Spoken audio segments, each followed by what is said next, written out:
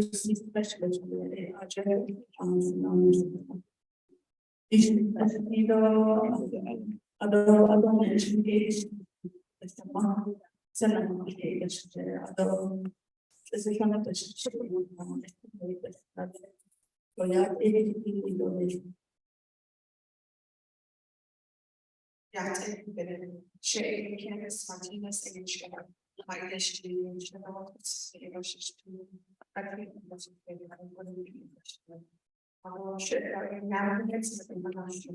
school readiness and language immersion manager will be our favorite question. Thank you. That's it. Okay, because some coordination on the system and now patient. Is it another way to Office of Education Research and Statistics. Program statistician. Here support the team and then also we do for questions.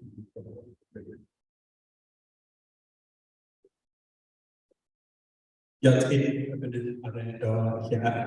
you for welcoming us to our شيء زي الشيء organization تولجي versus تخلي agent under past أنا لقيت سهل صوته وفوش لقيت يس عشان لقيت شيء توي أنا كنتي تفهم زوجي بس مش شيء عن سبب صوته دوم كذي تقول سبب هو بيت شيء أنا أكيد تقول بيتنا وليش كنسل أكيد عشان مش اللي شجعت Aiden is a community just north of the nation's capital, near Fort Defiance, called Routebush, and the fortunators that I work alongside within that same region north of Little which is Fort Defiance, Arizona, as well as Crystal and Red Lake.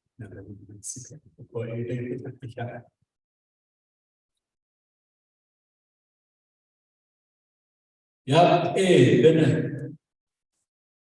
Yeah, if you know, although everything is important to get to buy.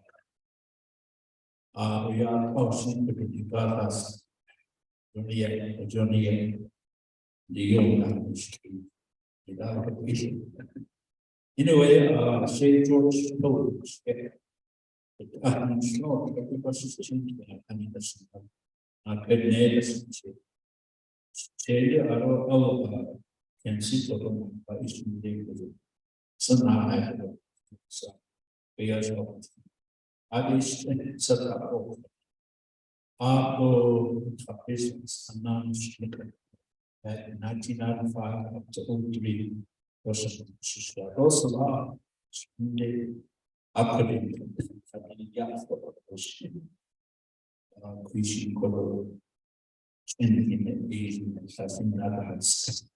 so I see a lot of people.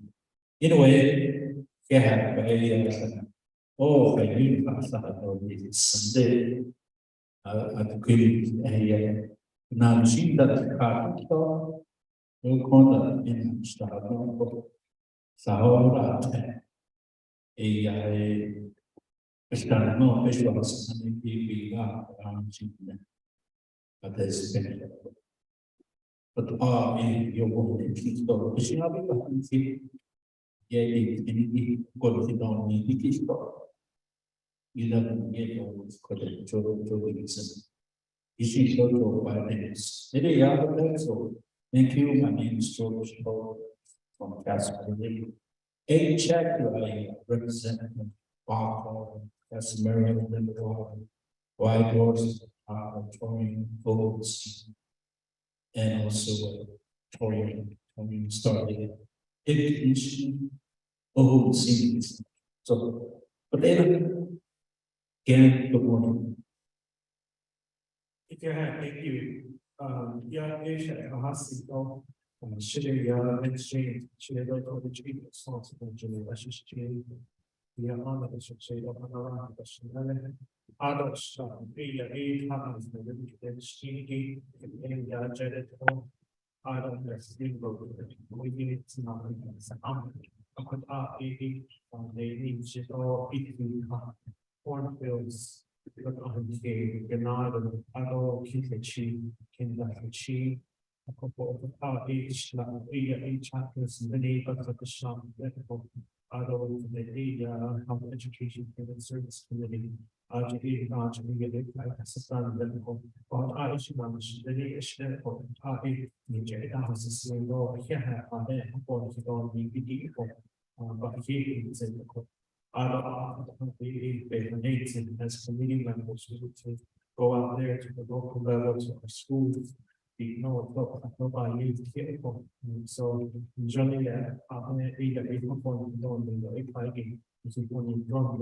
they can have other staff and now for Head Start, they can have for coming out.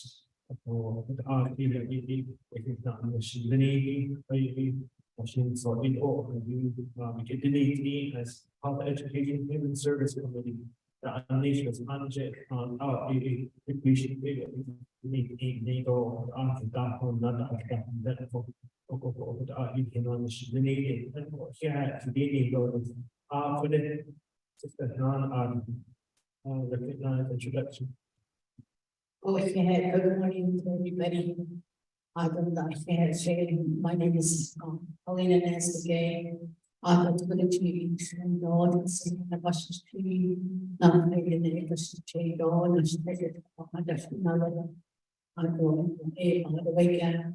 My which I've been told to know a baseball son initiative or anywhere in the Samba project. My first time ever here. I was ready to make a wrong turn. So, once I came around that curve, I saw some horses there, and I'm like, yes, I'm at the reservation. So it was really good to come down that winding road. I was following Andy. So, Andy knows what's going on in the fall. So it was nice to have a good drive and this morning. And you guys have a beautiful place out there. I don't know if they had for inviting us up here. I don't know.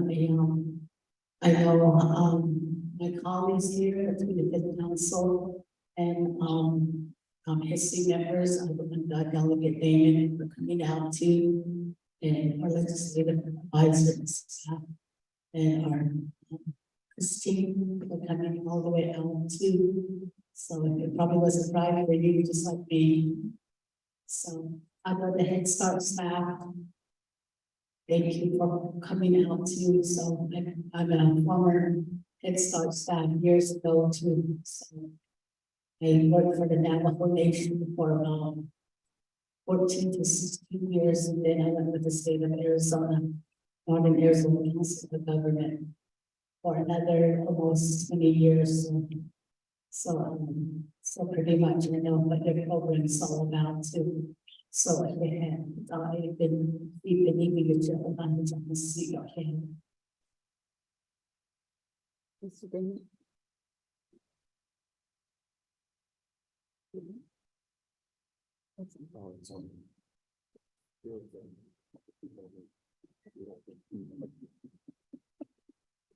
Thank you, Honorable Lena SBA. Good morning, Chair of the Health Education Human Services Committee. Good morning to Health Education Human Services Committee members. I'm Paul and Dr. Andy Nez. Thank you very much for coming out here to parts of the Navajo Nation that are often forgotten about. The correlation that we have in this agency with the hindsight from where Honorable Lena is, from right here, it's over 7 hours. That's how vast our nation is from Page or TV all the way to Alabama. Thank you very much.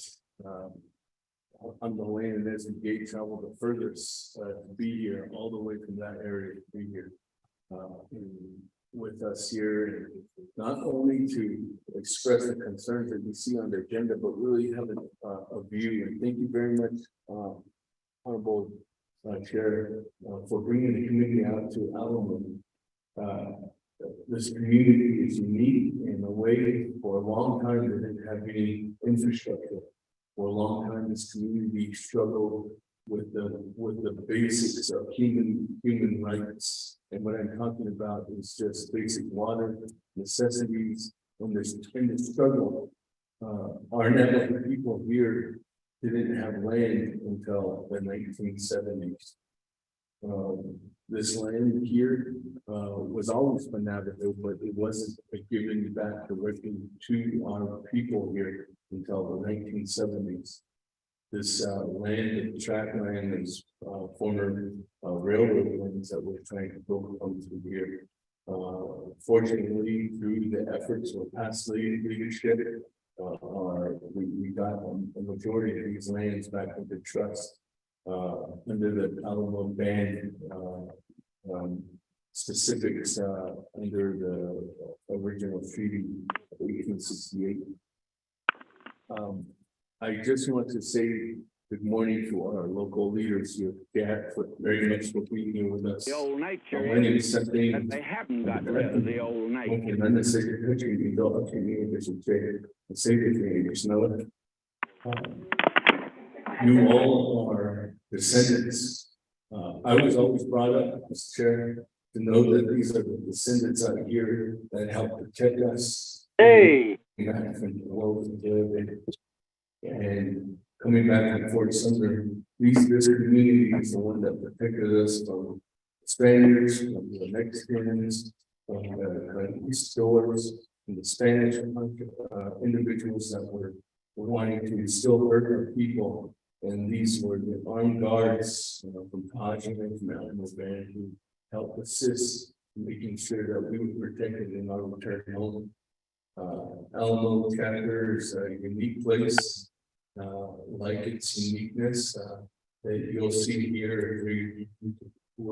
That one of the most important things that you'll have here is the very unique language that they have of Navajo, banded and mixed with. Sometimes it's how you have Spanish, with the Spanish and English. Here you have Spain, I guess. A lot of Mexican, Spanish and Mexican languages mixed in with Navajo, and also from our south, from our Apache lands who arrived, and we have adopted many Apache individuals and adopted many Pueblos too as well. So I just want to say good morning to everyone and everybody that's on the line. So again, thank you very much for coming out here on the chair and to the members of the Health Education Human Services Committee. And then good morning to as well to all the Navajo HEHSC leaders as a unique variety of workmanship and relationship that you all have. You're committed to know and the efforts that you all do on an everyday basis. So again, thank you very much for you all traveling up here. Yeah, let's check. Thank you. Good morning. I'm Angelina Benally, the National Representative of the HEHSC doing a community in Mission Nona. I'm originally from Cherry Canyon. My team was my father's from the system chapter. So that's who I'm from. Where I'm from, I'm the legislative advisor for the Health Education and Human Services Committee, and I'm from the Office of Legislative Services. And I've been out here at Alamo several times, quite a while ago before the structure was built, and it was a pleasure to see some infrastructure development here. So that was a good site here, and congratulations. Making sure that the community grows. Yeah, and thank you for hosting us. We really appreciate it. Thank you.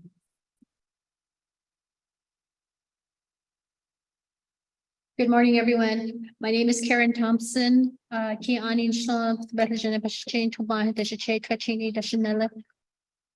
I'm the legislative assistant. Good morning, my name is Kristen Lowell, and I'm an attorney in the Office of Legislative Counsel, and I'm the legal advisor to HEHSC. Yeah, thank you very much for that introduction and recognizing guests and visiting officials of the meeting. So that was item number two, and then we also have on the line Ohio Linus from Office of the Speaker, and then Samantha Jin from Office of the Speaker, and then Stacy Allison from Office of the Speaker. So thank you, staff, for being on the call. Also, I don't know if an email was sent out to the Office of President and Vice President to get a representative on the line as well. So again, thank you to all those listeners. All it is you, the virtual is just listening to our health education and service committee meeting here at Elmo Wellness Center. So all it is just listening, that's it. So if that call. Auto-sheet, item number three, review the draft agenda, not so for the agenda on staff. Thank you, Mr. Chair, members of the Health Education and Human Services Committee. We have a proposed agenda for the Health Education and Human Services Committee 25th Council regular meeting, July 26, 2023, 10 a.m. Presiding at my home, Sergeant Chairperson, places at Alamo Wellness Center in person via telecommunications, Alamo Beach, New Mexico. One, calling to order roll call and announcements. Two, recognize messages and officials. Three, review the document agenda. Four, review the document journals. July 12, 2023, regular meeting. Five, the reports. Eight, the report.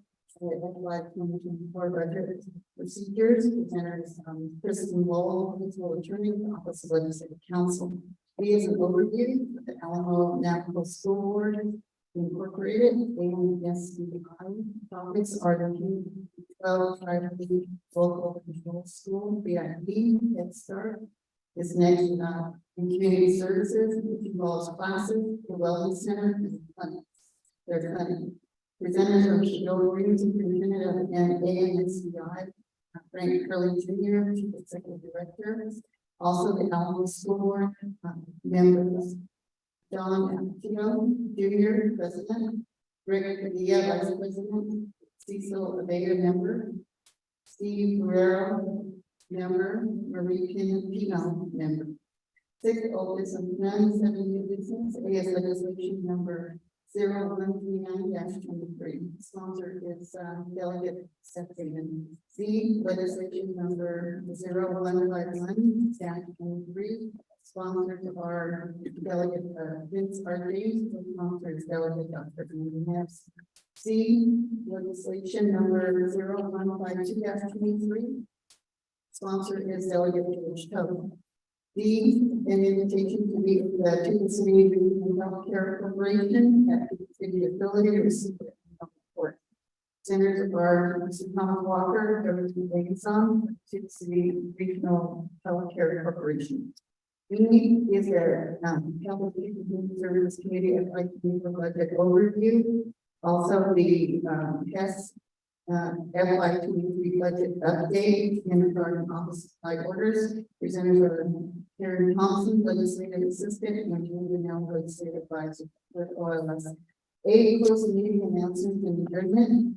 Is July 1st, 2023, a special meeting from the city of Zona. And also, there's a list of important days that are indicated on the list. And it includes the budget meetings that are proposed. Mr. Chair. Again, thank you for the reading and reviewing the agenda here. Committee members, do I have a motion? Motion made by Honorable Toll. Committee members will have a second. We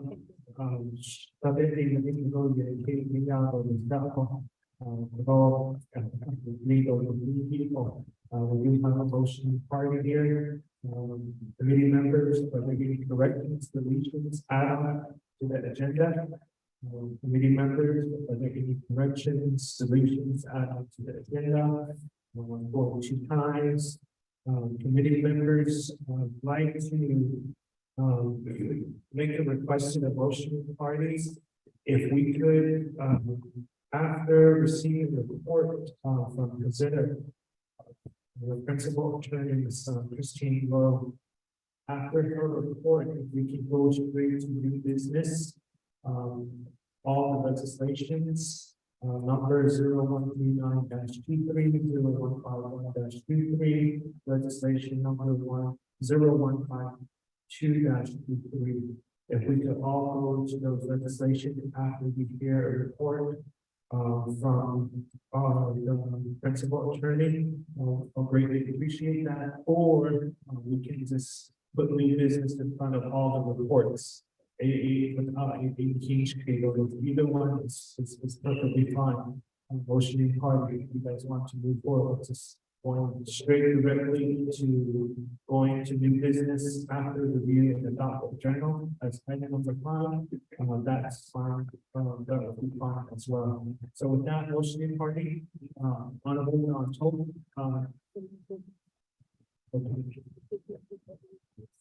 okay, so that is confirm that we'll put new business, all new business items. As item number 5.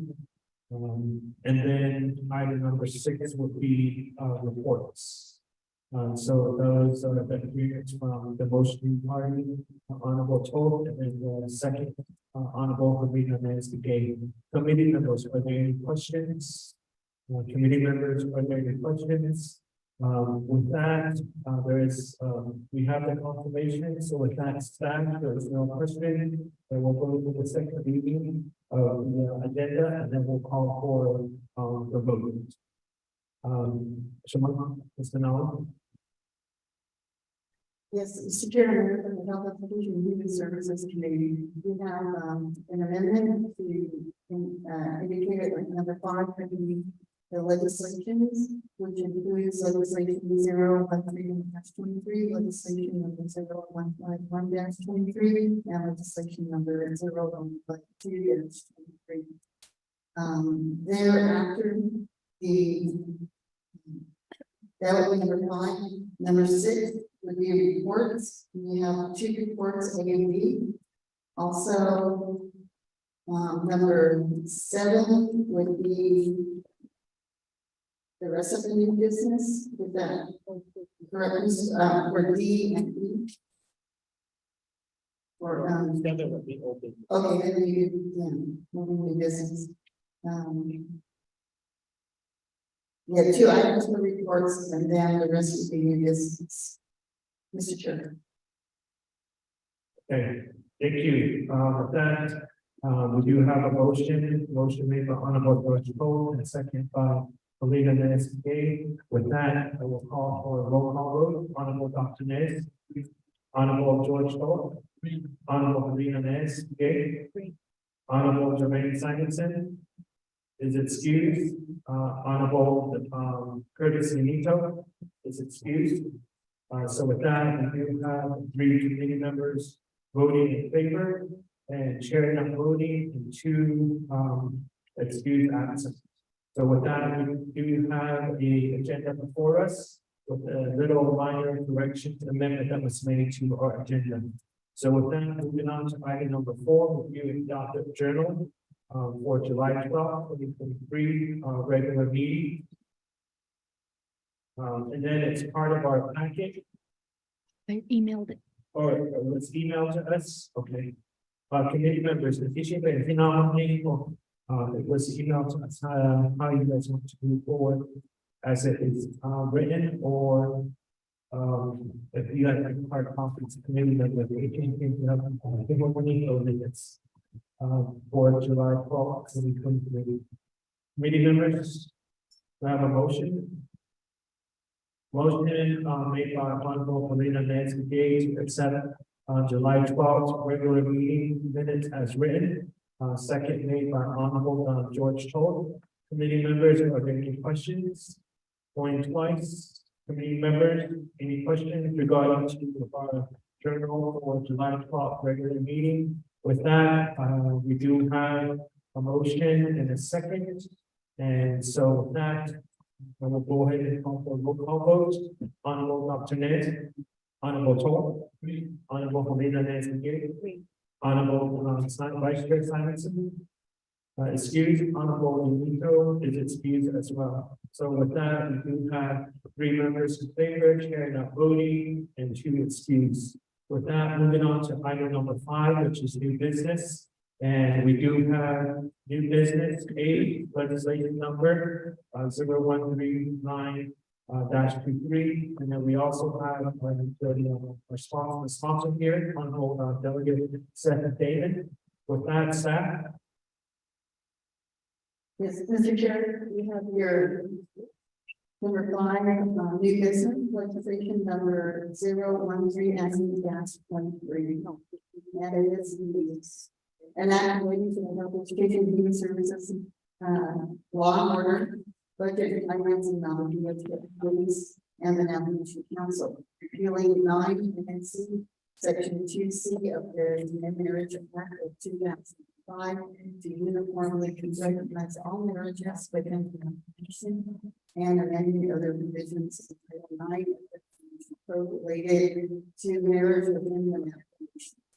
And the document before you is over 200 pages. It has the legislation itself. And it has served the 5-day comment period, which was posted on June 23rd, 2023, and completed its 5-day comment period on June 28th, 2023. There were supporting comments, there were 6, and comments opposing were 208, and there were 80 comments and recommendations. And all the comments are attached to your comments. Mr. Chair. All right, thank you, staff. Siobhan, thank you for reading that into the record. Committee members, there's 2 ways we could do this. If you guys have questions, then we'll go ahead and provide the sponsor 20 minutes to provide information on the legislation. If there is no questions, then I will call for a motion in a second, and then we'll just go directly to a vote. So with that, I will call for a motion here. Committee members. Motion made by Honorable Dr. Inez. Committee member, will have a second. Committee members who have a second for legislation number 0139-23. Motion made by Honorable Dr. Inez, second. Committee members. Second made by Honorable Helena Nancy Gay.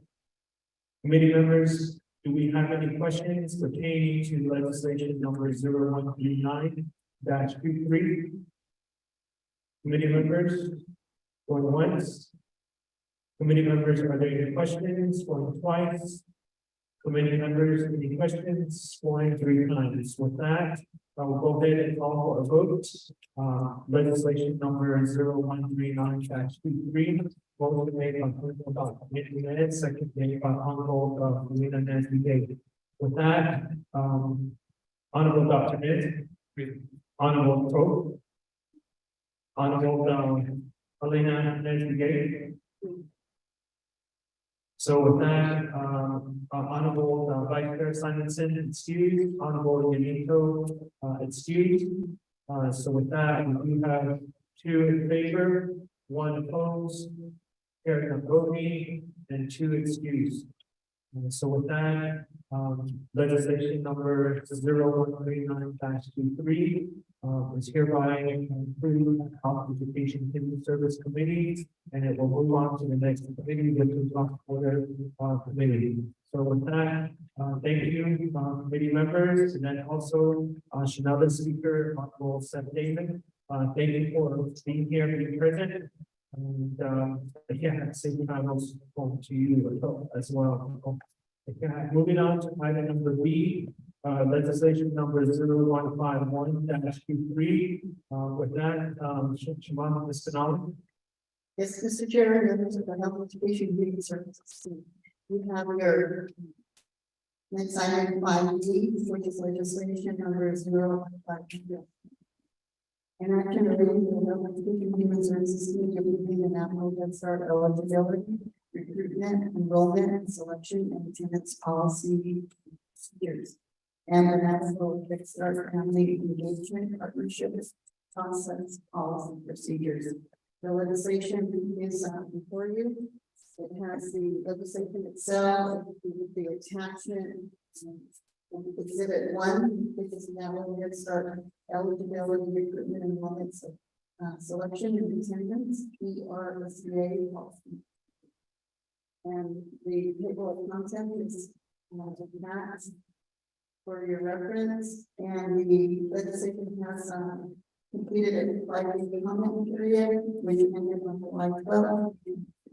There were no public comments received in either supporting, opposing, or offering comments and recommendations.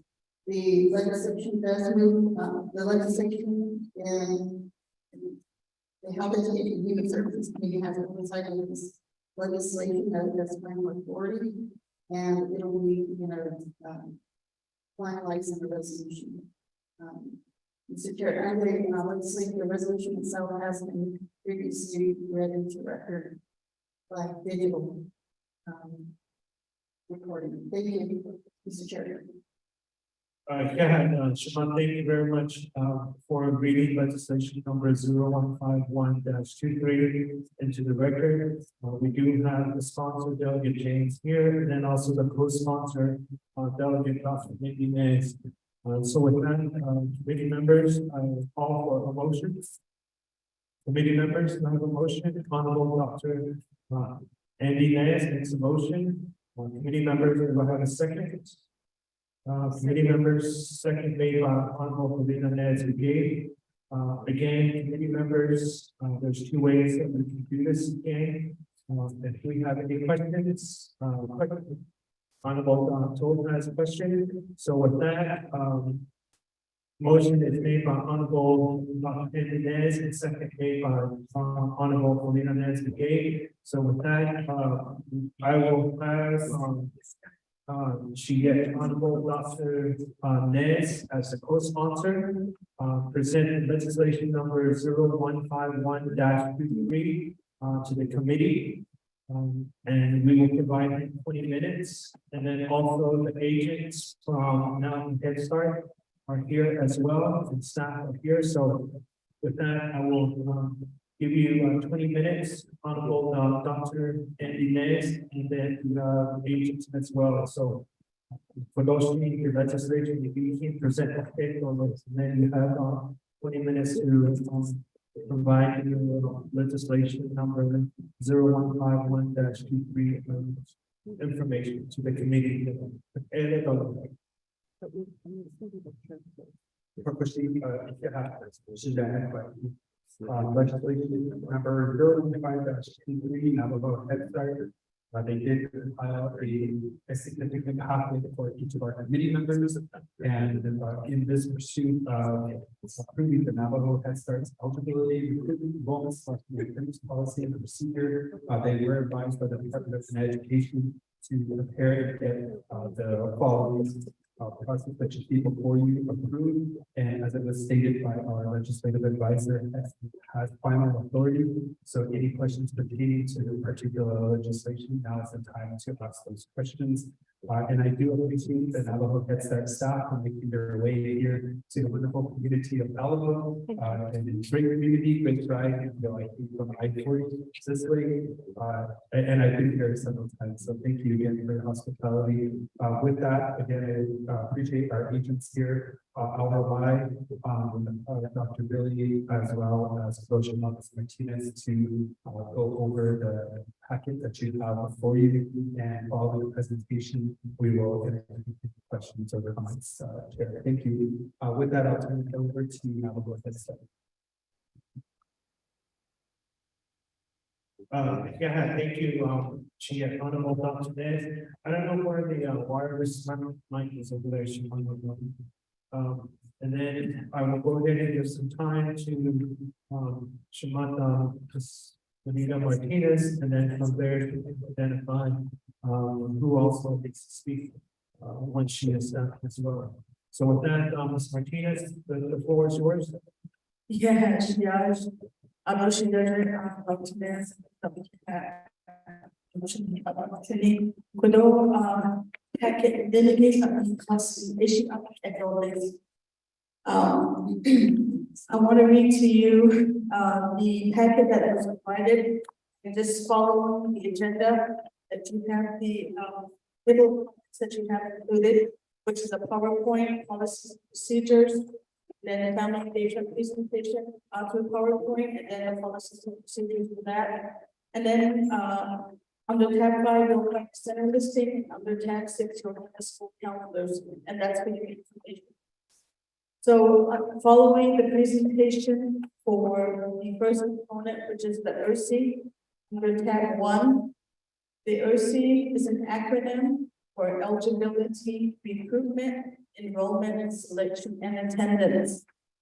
And that is the primary responsibility of NAPO Head Start. The purpose follows the program performance standards under the 2.10, and just the purpose is to say that that we abide by the performance standards and that we are responsible for recruitment, the low-income children, children who have disabilities, homeless children, and pregnant women. And then we just want to make sure that we serve all of those families and include them in our services. Moving forward to page 3, you'll find the acronym under HEHSC again. So for the letter E, and just a summary for each of those acronyms, the letter E, the eligibility, I want you to know that Head Start, NAPO Head Start, we select our children and make those determinations by verifying and documenting all eligibility based on age and income. And for our early Head Start program, we serve infant programs from birth to about 1.5 years. And then for our toddler program, we serve from like 18 months to 3 years. And then with the Head Start program, we serve children who are ages 3 to 5. And then those documentations that are needed for eligibility or that are required for eligibility are birth certificates as a proof of age, certificate of Indian blood, and then also we collect income, check stubs, and then any sort of public assistance that the family receive could be used as a part of the income to determine eligibility. And then that includes SNAP benefits, that's required income that was recently, about a year ago, allowed to be included as part of our income. So we do collect, if a family is receiving SNAP, we can use that to determine eligibility for income. Moving you forward to the letter R, which stands for recruitment. There our program, our content area identifies those families within the communities that we serve. We solicit for children 0 to 5, and we encourage families to apply based on the recruitment. We generate a wait list, and then off that wait list, we utilize and select our children based on priority points. We do a number of ways that we use for recruitment. We have flyers that are posted in the local communities. We advertise through chapter announcements. We do social media advertisement. We also advertise in the local newspapers as well as the radio stations. So we run ads at least once a week in the local NAPO Times, Gallup Independent, and then we also push for a lot of radio announcements as well. Moving you forward to the letter S under selection, we base our selections are made once all the required documents are submitted. They are then reviewed, verified, We then base our selection on a point system. And that point system is used, we're using the point system based on the poverty guidelines. So the income will be based on the national poverty guidelines that Department of Health and Human Services issued. Moving you forward to E, the letter E, which is under enrollment. Currently, the funded enrollment for NAPO Head Start is 1,313 for the regular Head Start, 37 for early Head Start, which is a total of 1,350 overall for the funded enrollment. And that is what our Head Start Center is, NAPO Head Start is funded for on an annual basis. Moving you along with the letter A, and that stands for attendance. We do monitor attendance. Our attendance is maintained and must be maintained at 85% on a monthly basis, on a daily basis per child. So we review the attendances monitored daily, weekly, monthly, to ensure that our students are attending on NAPO Head Start on a regular basis. So that's a summary in regards to the HEHSC policy and procedures. The policy and procedures that you do have in your packet is followed by the staff. Moving to page 4, we just have samples of recruitment flyers announcing different sorts of activities that we participate in. Some of them are more at the community level, such as back to school expos, the local fairs. We do partner with other agencies in the local area, such as here now, they're doing a community event, the Just Move It. So we offer these flyers in those local areas just to ensure that we're getting the word out there that now. And then again, when you move to page 5, the documents that are required upon entry is application. They must complete an application. We do require birth certificate as a proof of age to ensure that we do follow the age requirement. Certificate of Indian blood income is also another required document. And then current immunization. And then if a child or family has an IEP, which is individual education plan or individual family service plan, this is relevant to children with disabilities. Those are the documents that would be required upon entry to the NAPO Head Start program. And that's for both Head Start and early Head Start. Moving you, so under tab 2, you will find the entire policy that I just spoke about in a nutshell. All of those policies are included there. Moving you on under tab number 3, you'll find family engagement.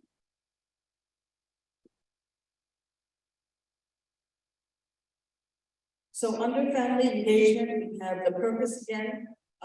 In line with the mandate of the Office of Head Start, which is the performance standard under 13.50. Here we just talk about how we integrate both parent and family engagement strategies to ensure that we do support our families and that to ensure that our families are learning right along with the students, and then we also do promote family involvement, family engagement, and then positive the parenting as well. So we do offer parent trainings on a monthly basis. We do offer 2 trainings, 1 parent training and then 1 based on child rearing.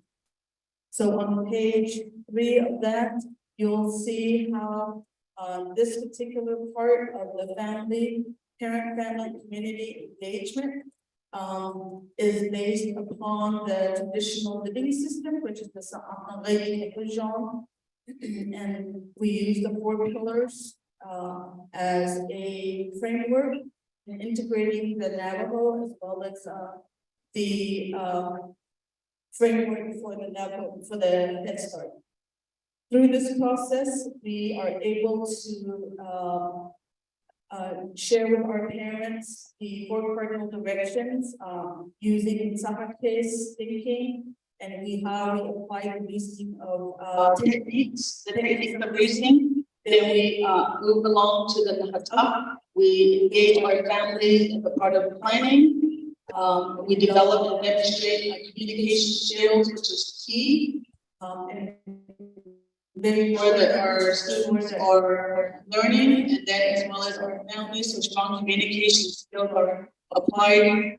And then moving west, enough, and then we have implementation there. And then we demonstrate self-direction, which is based on personal values, and then those with moral standards. And then citizen, how we reflect and reassure that citizen how we demonstrate competency. Again, we share this is a family engagement, partnering with the parents as well as the student. We do have families. The next page will show you the family outcomes assessment that is completed at the beginning of the school year, at the mid-year, and at the end of the school year. This assessment is more for the parents, and it just tells us, it kind of gauges us whether our family need referral services, whether our family need some sort of support in regards to education. We do offer NTU, and partner with NTUs, where NTU, the Navajo Technical University, provides higher education for those families who may be interested in moving forward. So this needs assessment kind of gauges what the family goals are and how they want to reach those goals and how we can be of service to do that. So it's really a supported effort to our families to ensure that our families are also accomplishing and reaching their goals right along with students. The next page talks about how we just sent what I just talked about a few minutes ago, where the parents and families are have learning goals and that they align with the parent interests and career goals.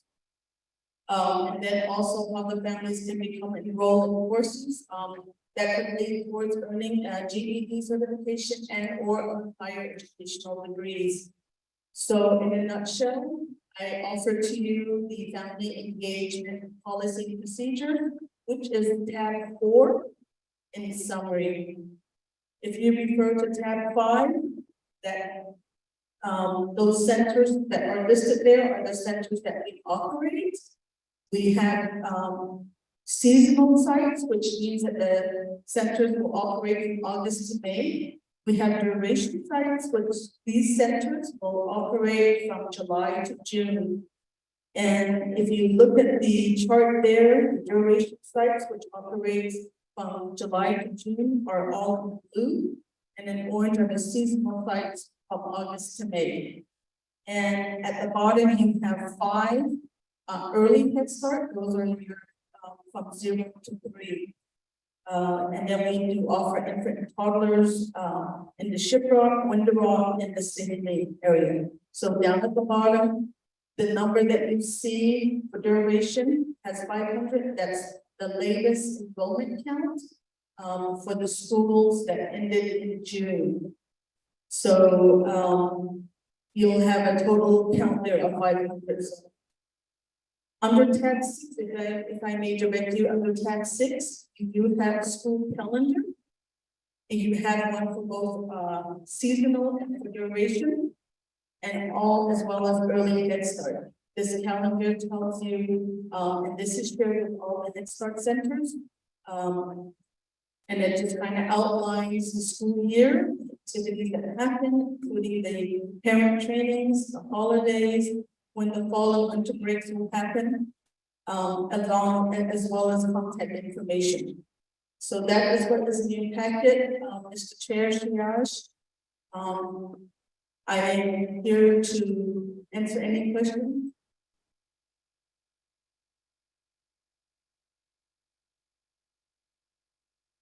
Thank you, Jamal, with that, we still have 4 minutes left, so with that, what's Honorable Dr. Jimenez? Yeah, that's where I was going. I wanted to offer some time to Dr. Billy as well to add to the legislation.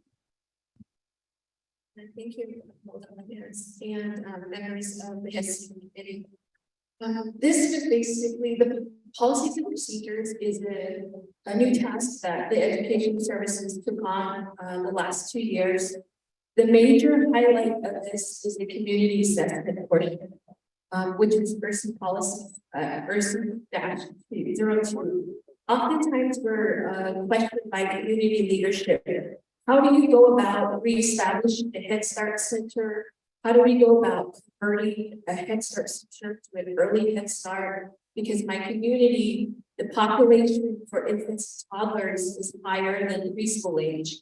Or you have stiff competition in the community. So a preschool program, you might want to think about converting that to early Head Start, because we all know we don't have a lot of childcare centers in our communities for our working families. So this policy was our attempt to put in writing how we will go about identifying those changes in the program, how we're going to go use the community assessment as the primary tool for community planning within the communities, so those conversions can happen. We just applied for a New Mexico pre-K grant, and we were granted that. So a lot of this policy is going to give us that driving force to bring about a lot of changes to the program, to bring some of that duration funding back to the Arizona programs that within our department, and then allow New Mexico pre-K to fund the New Mexico sides of the centers. So a lot of that is premised on this policy today, hence why we had to bring it back to oversight, because again, it dictates to how those changes are going to happen, how the conversions are going to play out, and who the driving force behind that, the required documents are going to be.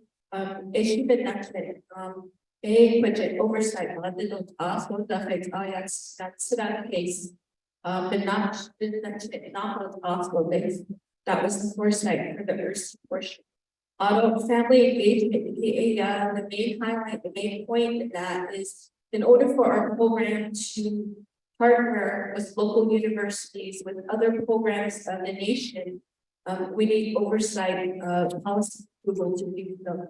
So that's listed in the policy. You're giving that a Head Start ample opportunity, the authority to memorandum of understandings or memorandum of agreements with other programs, so that we can initiate and partner with them to bring services to our families. That's the reason why these policies have come before you, is to give us the authorization to do that as a program. Chair and members of the HEHSC committee. Thank you, Dr.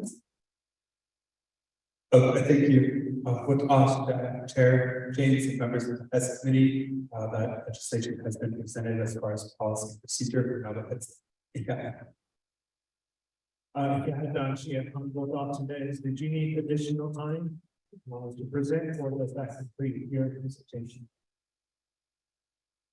the team here says it completes the presentation. Okay, all right, so with that, thank you for the presentation, Honorable Dr. Nez, and then also staff now for Head Start, Shima, Ms. Martinez, thank you for that information, and thank you for the PowerPoint documents that's provided to us. Dr. Billy, thank you for that information as well. So with that, I will move forward to questions, and the first one on the lineup is Honorable George Toll.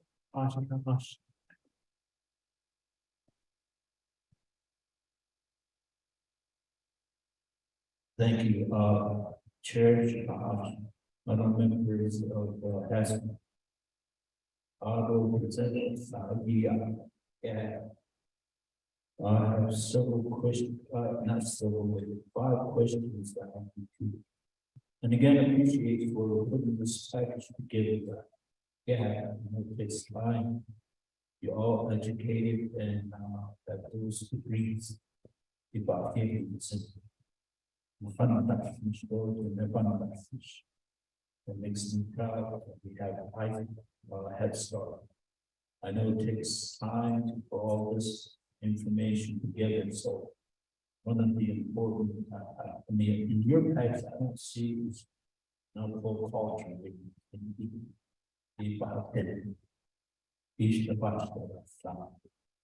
Because BIE and Jubilee, I come from BIE school board. So I didn't see anything that's included in here. Talks about how you're going to teach your kids at that level. I know it's the responsibility of parents today. You know that a lot of these parents are working. Babies so have you thought about how you promote this local culture in because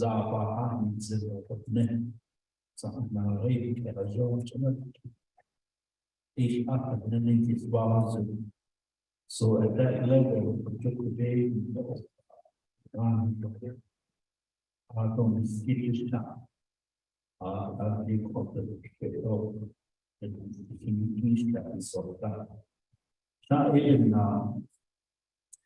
former president Albert executive board. He does that. I don't see that in one package. The other one is, are you still having encouraging the parents to be involved with HEHSC, Parents Advisory Council? We like to establish a very much to the other one is Head Start in my area is about 4 or 5 close. Do you have plans to reopen some of these Head Start? Such as my area from Walker, there was 2 schools Head Start, one in HEHSC and one in Walker that was closed. I know in Walker area the building is so there. What are some of the plans?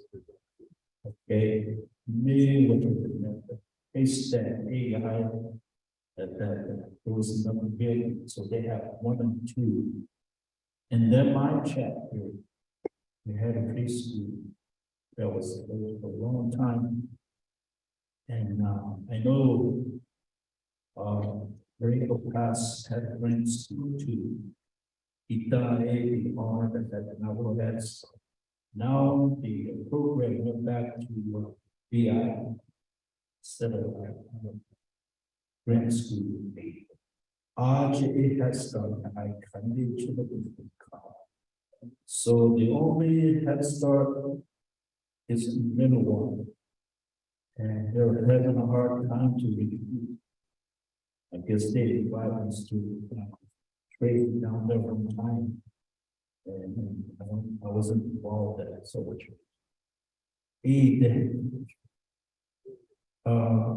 I just wonder if any money available to reestablish those programs on the AI. So our community, I guess that goes with the community sector. Have you done and steady the whole 110 or you can put your school there? Is there building available? We have enough staff teach for the upgrade. So basically, my understanding is the fund might, I don't know yet. Don't hear anything about money going back to the feds, because this money comes from the federal.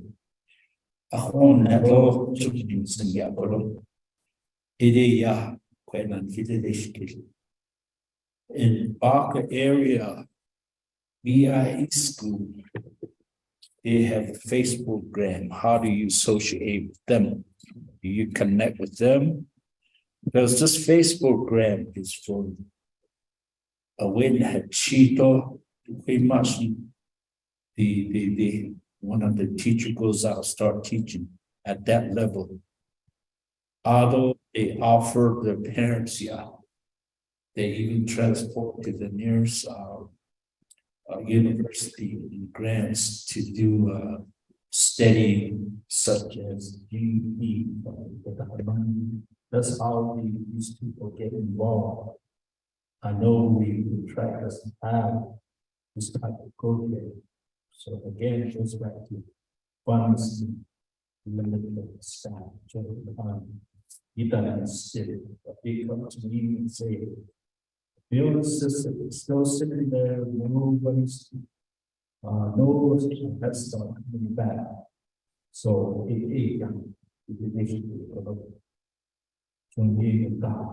so we need plans that we can reopen some of these school building. Let's start. I know that the building the last chapter with AI. So AI, so thank you, Jerry. Again, thank you, honorable, then, negotiate, responsibly, now for Head Start. Thank you. Just a real, recap, the first, the legislation that's before us is for enrollment. The logic, into the classroom. Regarding this person, nothing for the fund. Fortunate of the contest, ego,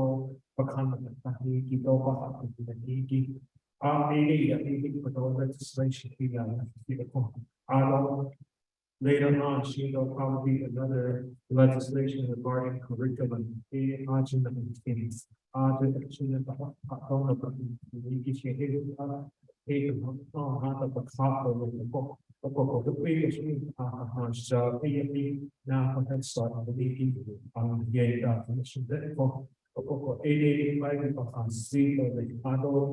Another issue, I know the concern is a lot of the Head Start centers at the local levels are not open.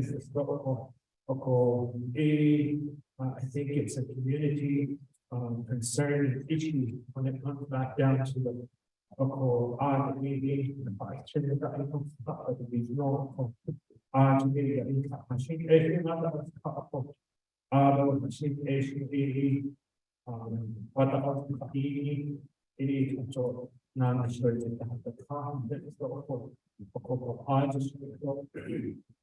Asian is not regarding the human resource portion of it.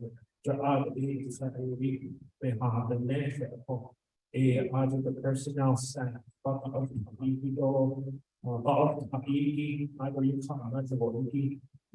paraprofessional,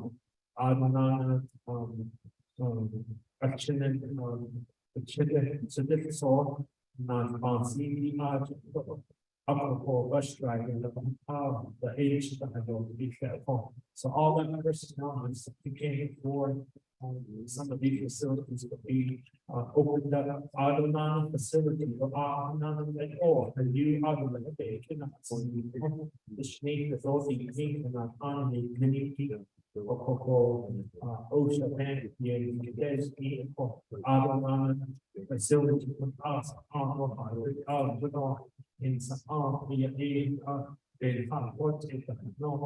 the sanitation permit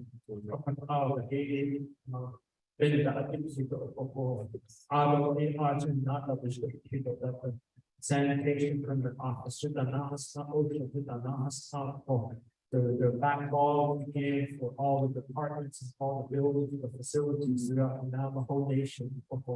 The that is all that nation that the power can be in the corporation and that nature or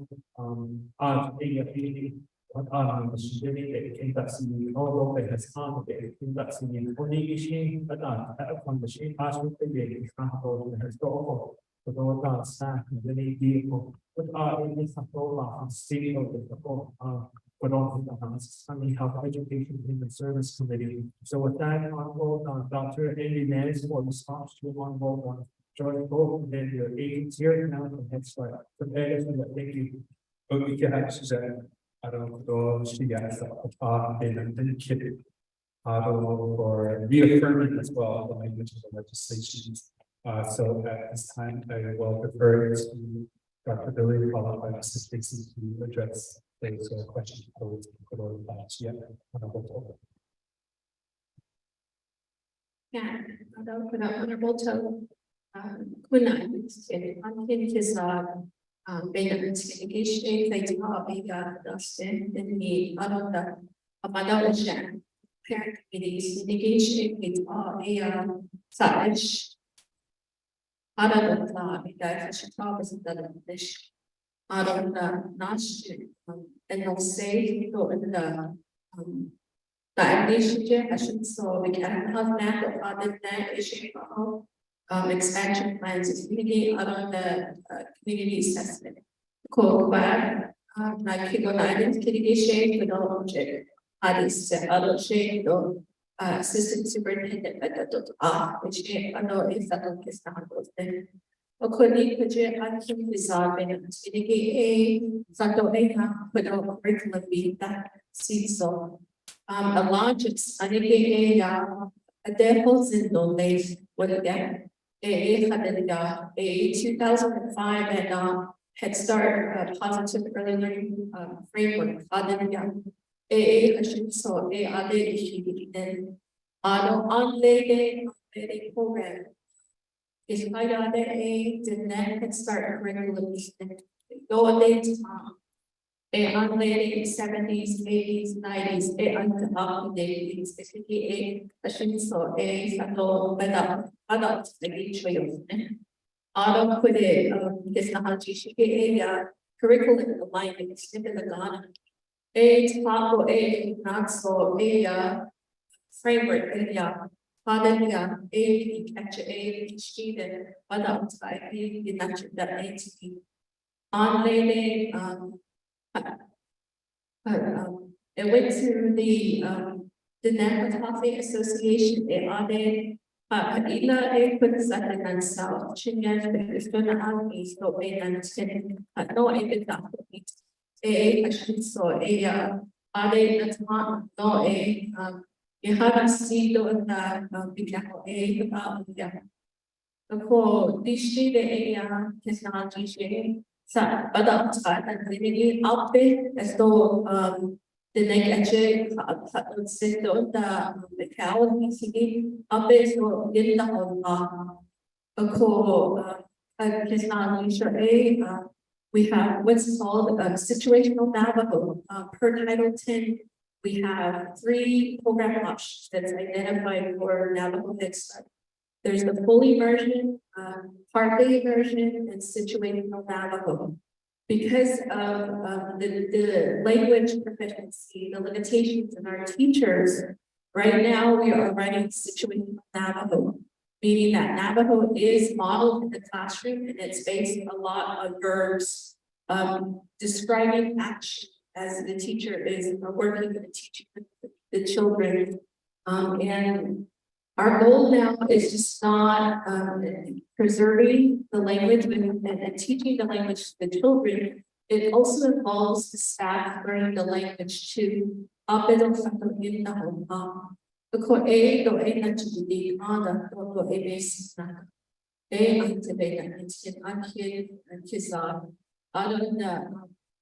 Is going up, don't the battles. I feel your personally. I get on going up, we describe it. I don't put away means the elders, based on Sato, But also when it comes to at no area, Navajo Beach foster grandparent program, we met with them and we established an agreement. And start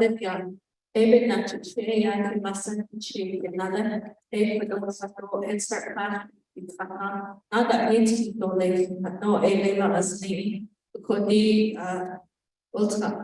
this coming school year they next to oh you apply is not but we'll have a foster grandparent program and that's part of the language SC.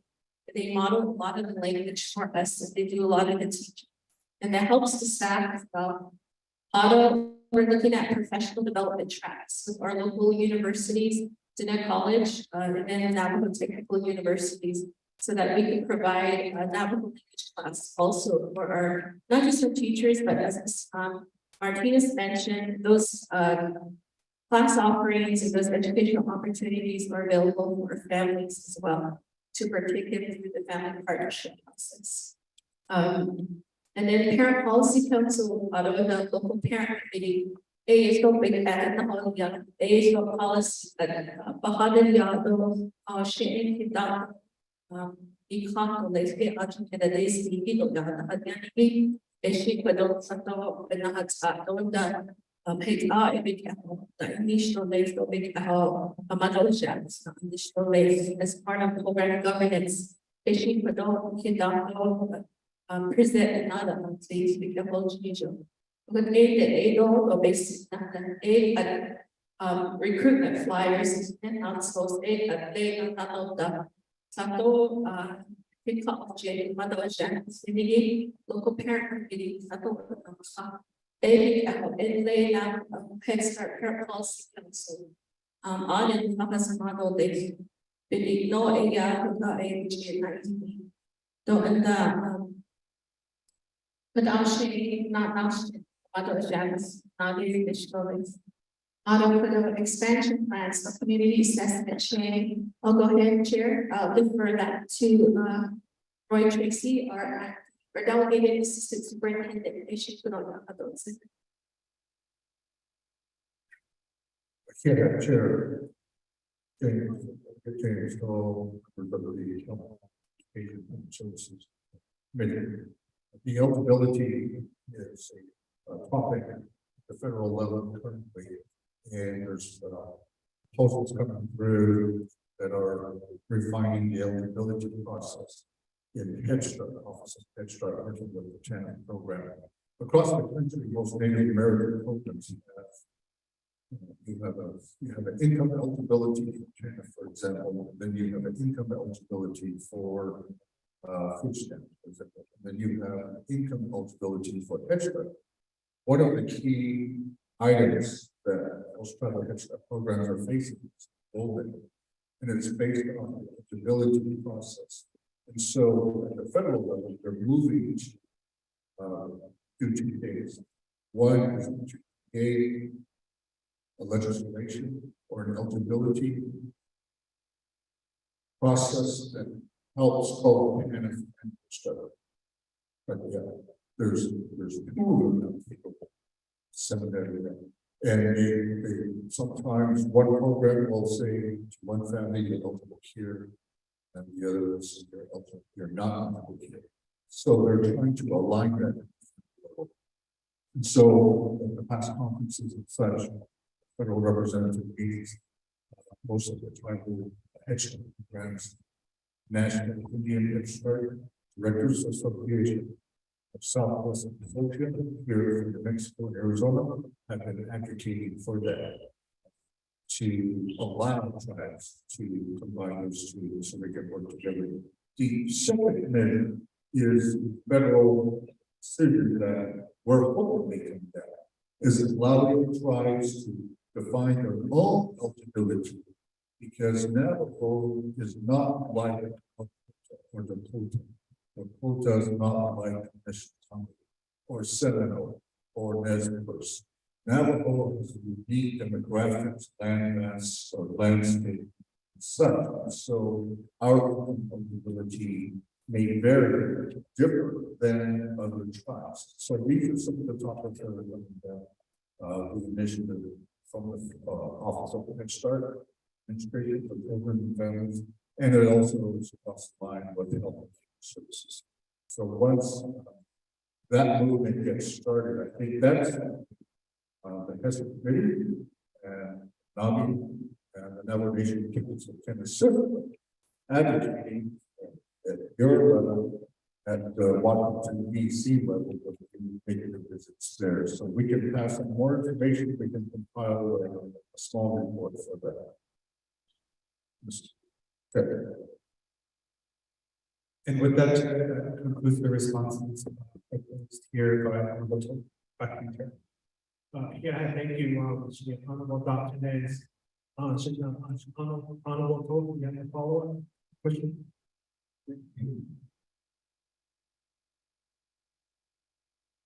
Again, thank you for the response.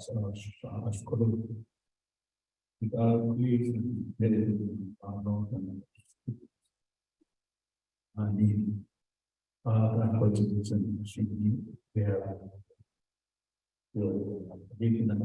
So, within my have the answer next time, the plan that you're gonna have, what is your plan, probably in writing, that to me, or understand, or appreciate that, are you gonna plan to reopen some of the center? I want that response so I can tell our community. Because the building sitting there was occupied by ASO. They moved out and the building sitting there. So, that needs to be used because that's a problem. Thank you. Issue, so. Okay, with that.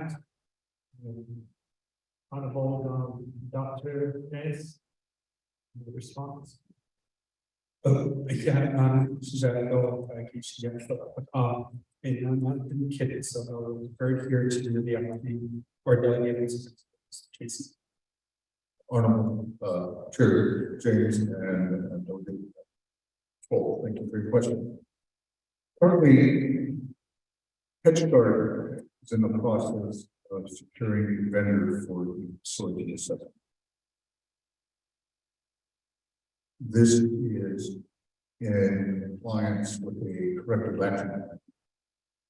This corrective action plan was initiated by then Chair back in 2017. And it was the navigation auditor general that did the corrective action findings and such. So there were so many findings in that. One of those is things that were addressing, updating these policies and procedures. A lot of these policies and procedures were not for many, many years. And so one of the initiatives after the pandemic process, one of my tasks is to bring the program back, open up the centers, bring staff back, and then start addressing the corrective action plans. Process here, unfortunately, some of these policies have been updated. In that corrective action plan, there's enrollment. Enrollment is driven by facility operations. There's nothing outside that can with enrollment unless facilities.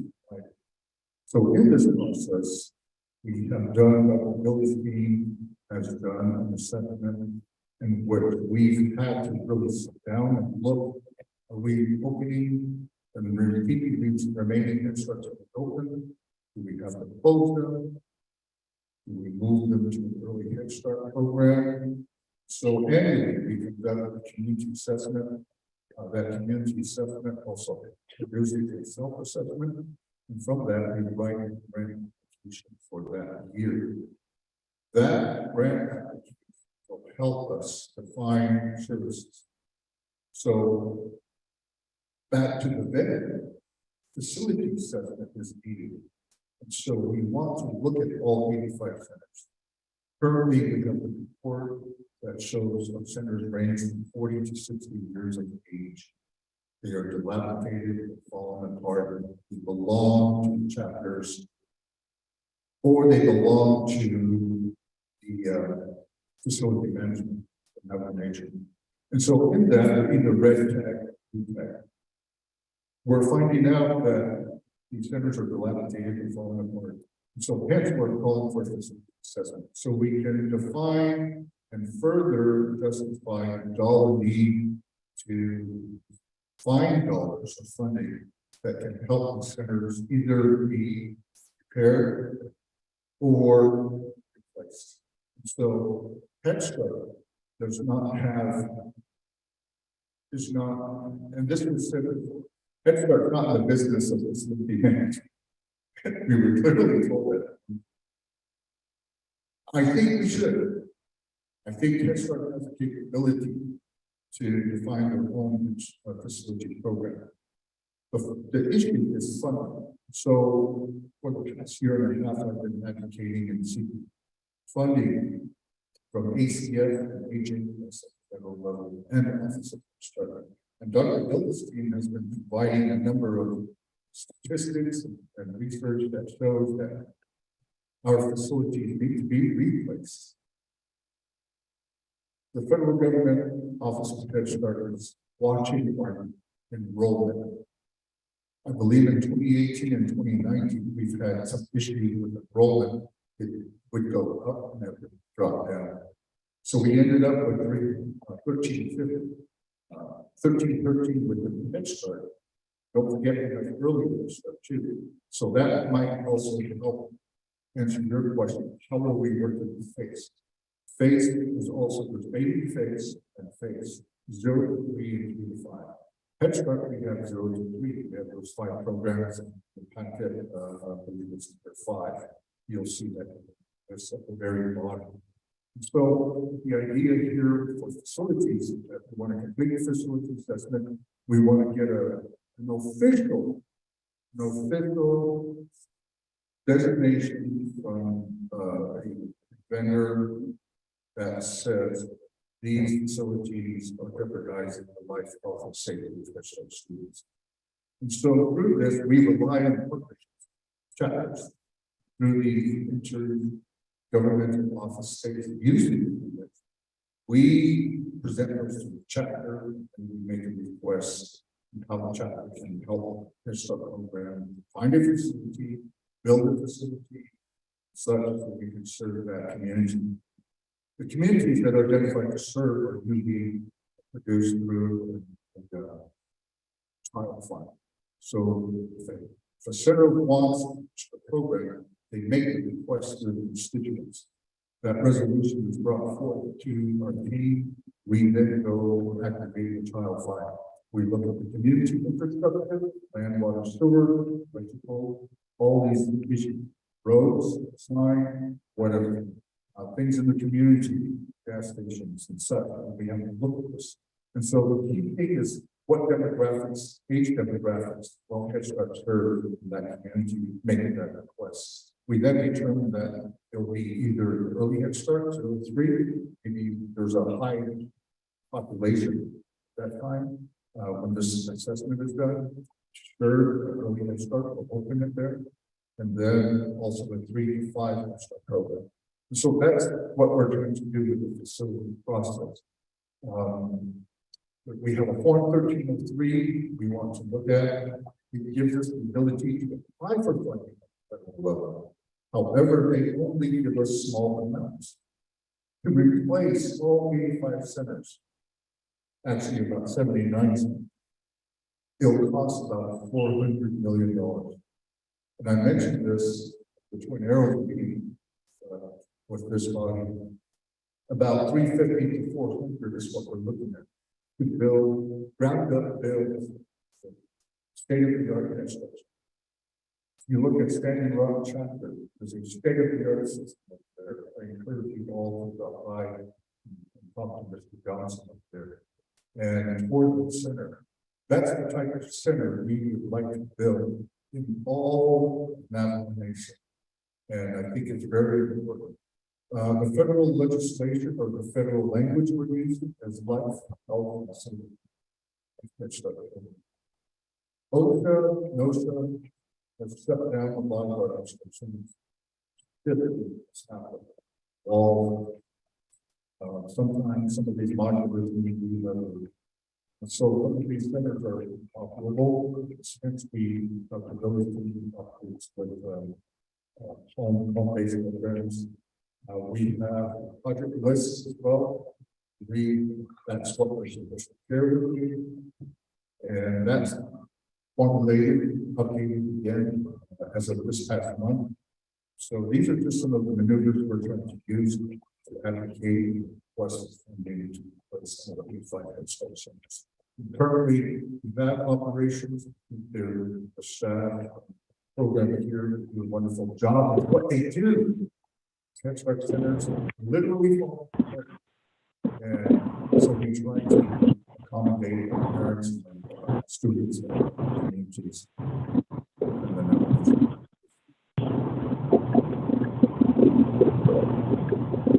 With that, Okay, yeah, thank you for the response with that. Before I go on to assistant here, hopefully in the game, I'll call for a recess, a 15-minute recess. We do have a mountain up there, the hallway, so I just want to get our own training of the items. So I'd like to recess for 15 minutes and then come back and then I'll give the floor over to Honorable the minutes we gave for her questions. So 15-minute recess and we'll be doing at 12 on the 15th.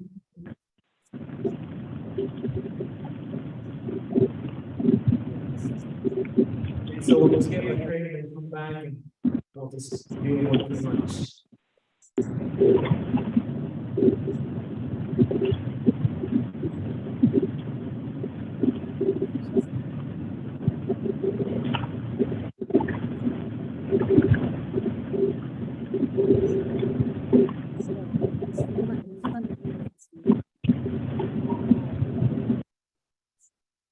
It is.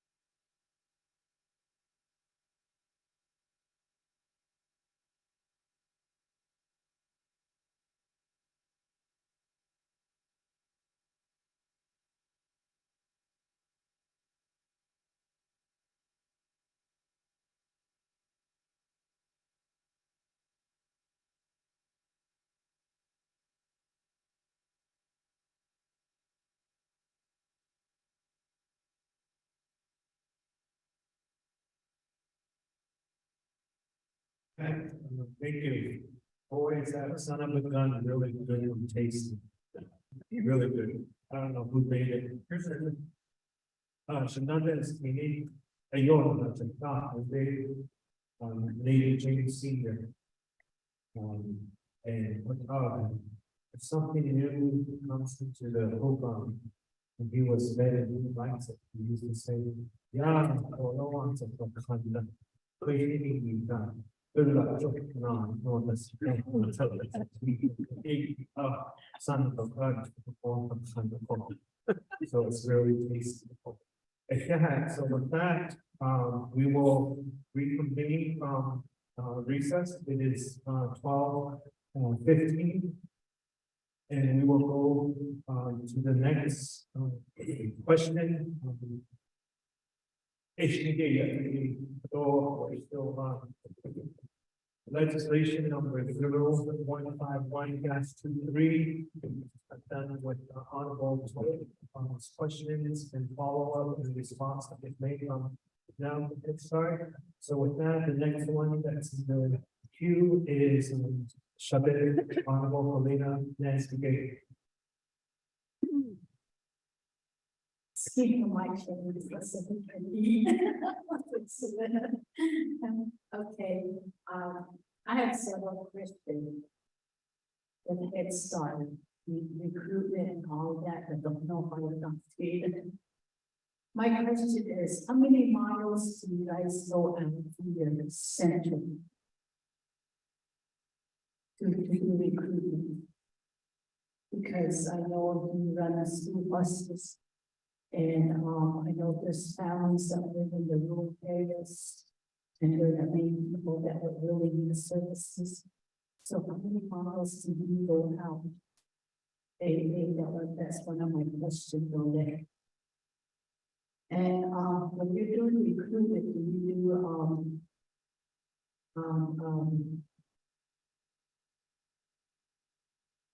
do screenings before enrollment? To find out if they have language, if they need a speech pathologist or anything like that. That way you know that that child is eligible. They should set it up before your enrollment. Although under high income, you still keep that one slot open for a high income in your classroom setting. Or even 2 slots open for high income too.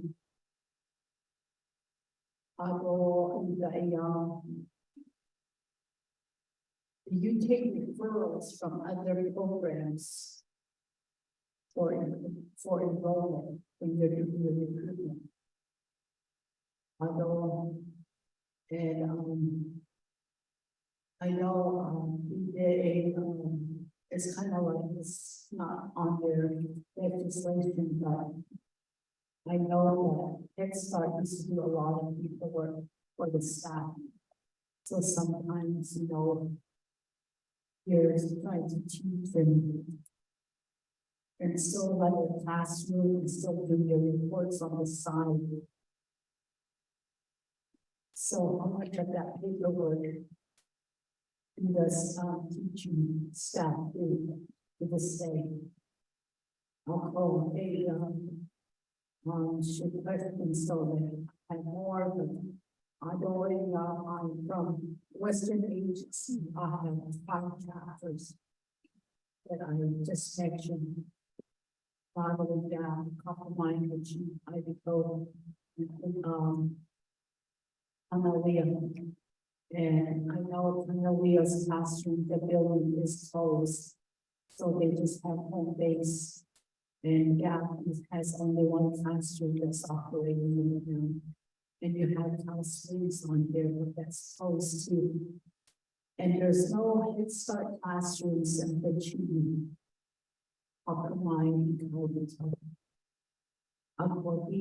Should be arguing, are they or not getting them ready?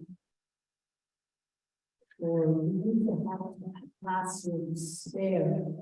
We still have the buildings up. They're just boarded up. is there any way you guys can bring that back up and put that back in operation? With Head Start program, you know, we could, other early childhood developmental outdoors and all that, so. We have parents that have low income, that have employment. You ever think about having an extended daycare? Because that's what, when I worked with the state of Arizona, that's what we did for parents, so they can continue to work with a full-time job. Because some of them, they might be working in a hotel or even a fast food place before they need their income. So we did that extended daycare. So, non-Jewish people at this time, they're already had.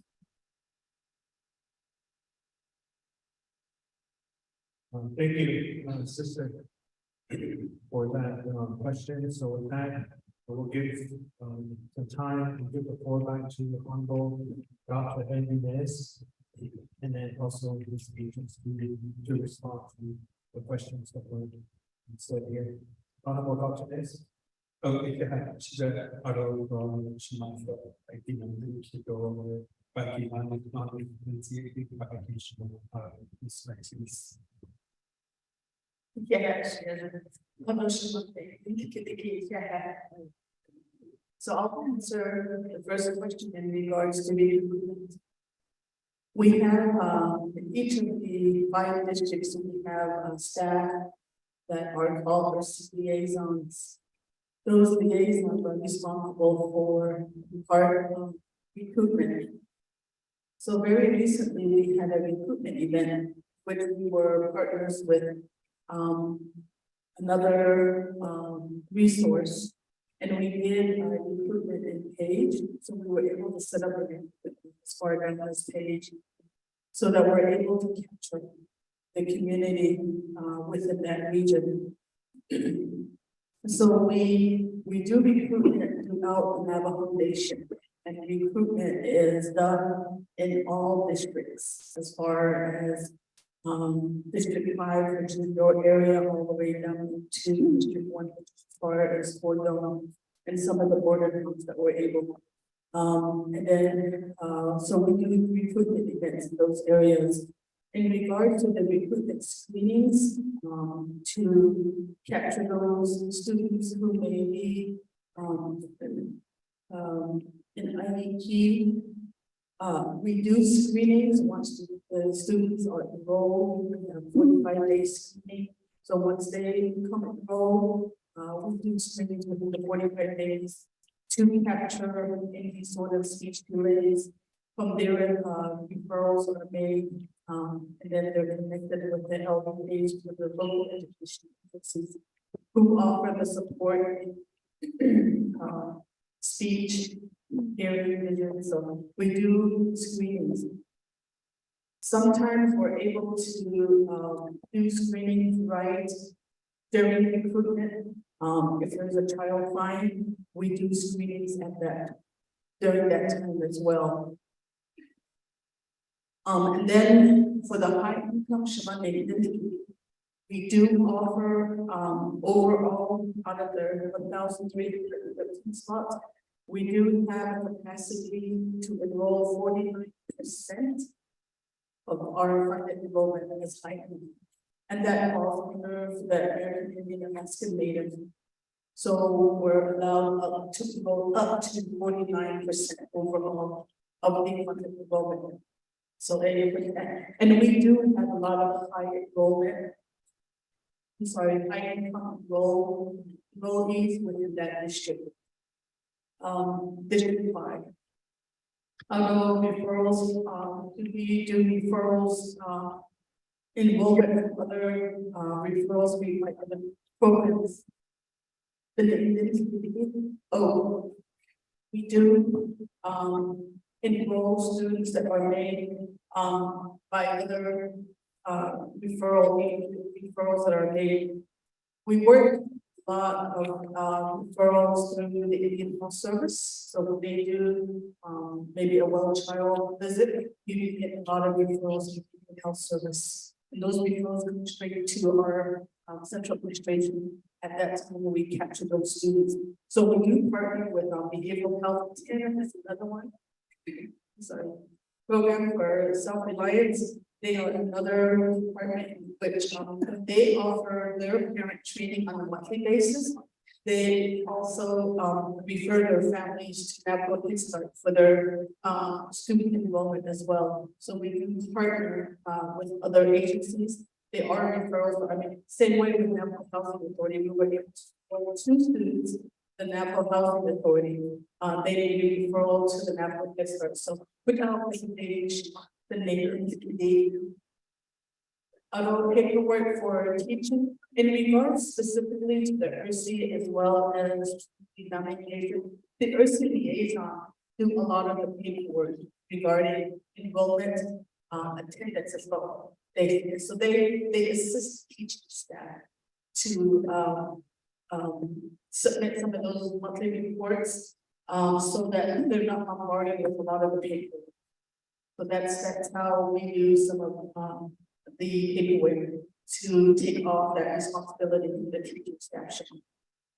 In regards to the classrooms on the TV that's closed, I'm going to refer this question to Dr. Billy, and then also for the extended maybe. Yeah, so I'm having a hard time recovering from that son of a gun to get that. Thank you. This is I don't that is investigate as far as the closure of several of your centers in your key oversight. That a lot of the closures over the years, I came in as a teacher assistant in the early 2000s.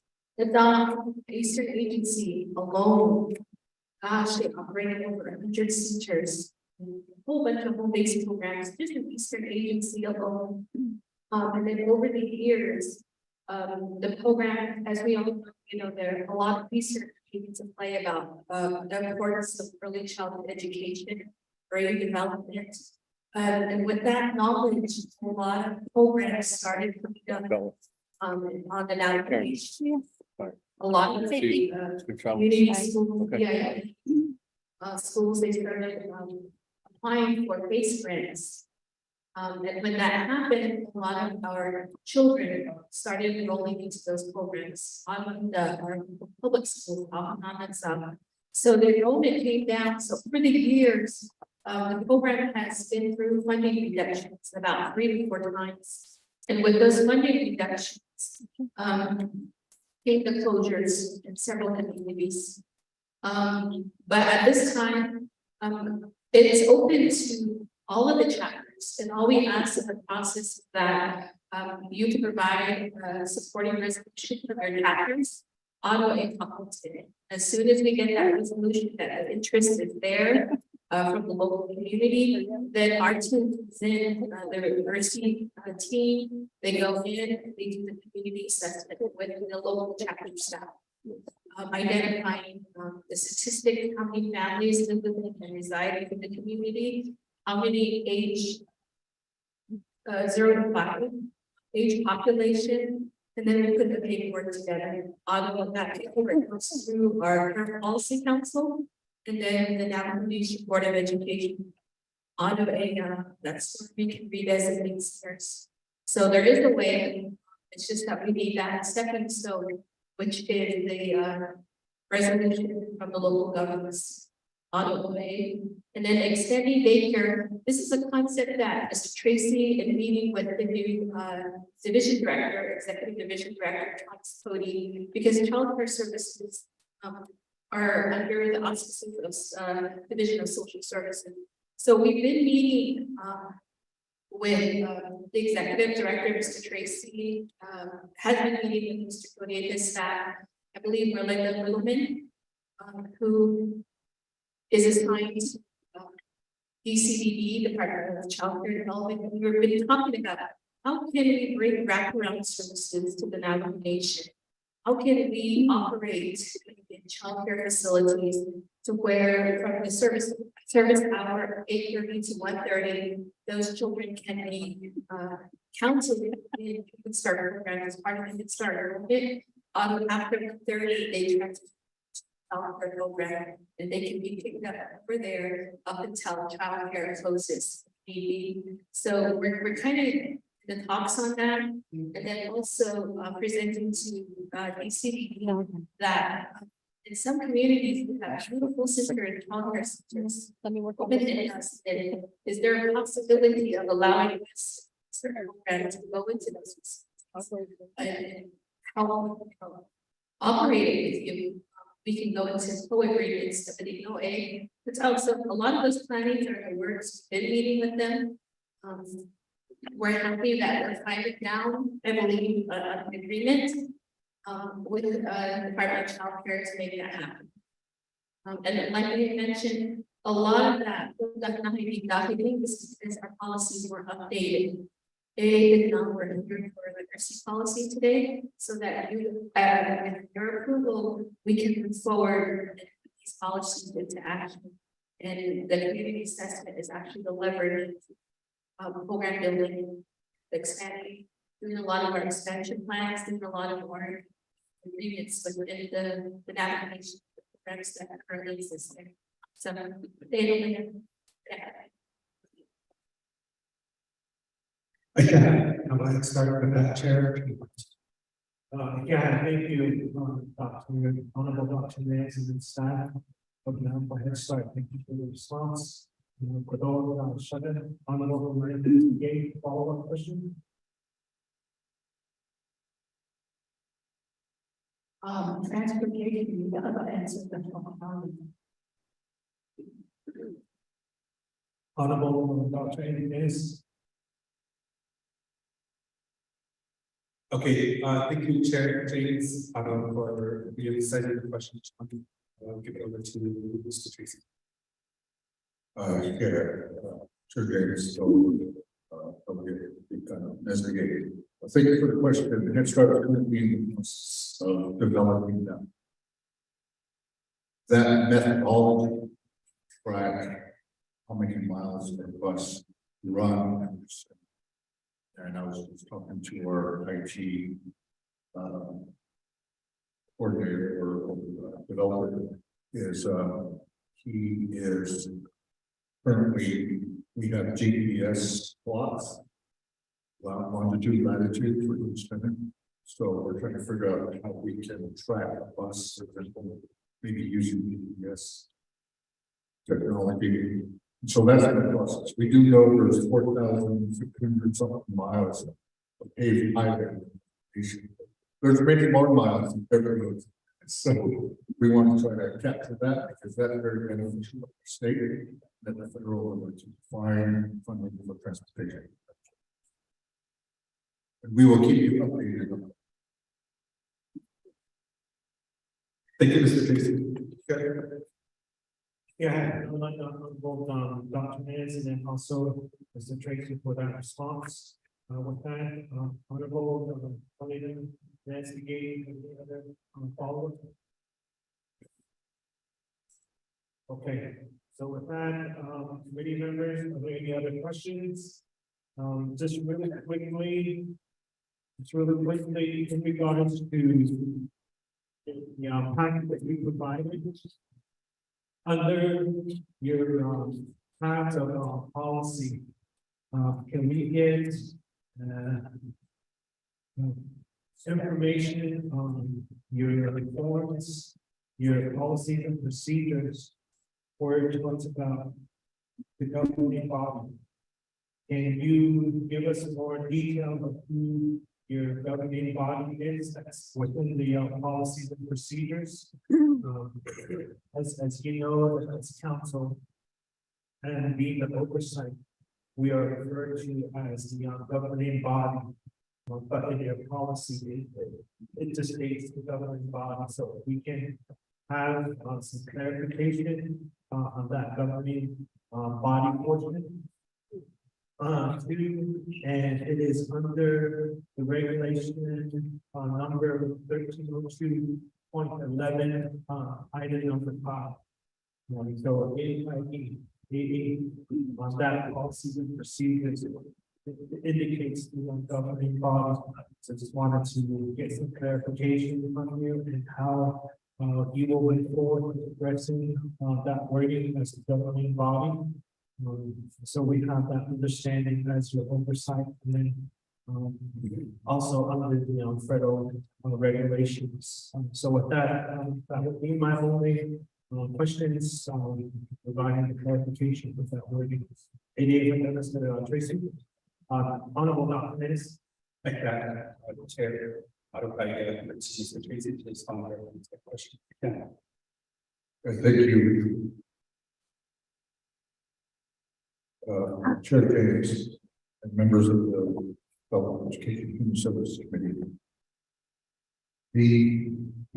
We can produce that definition for you and a layout of the program governance within the Head Start performance standards.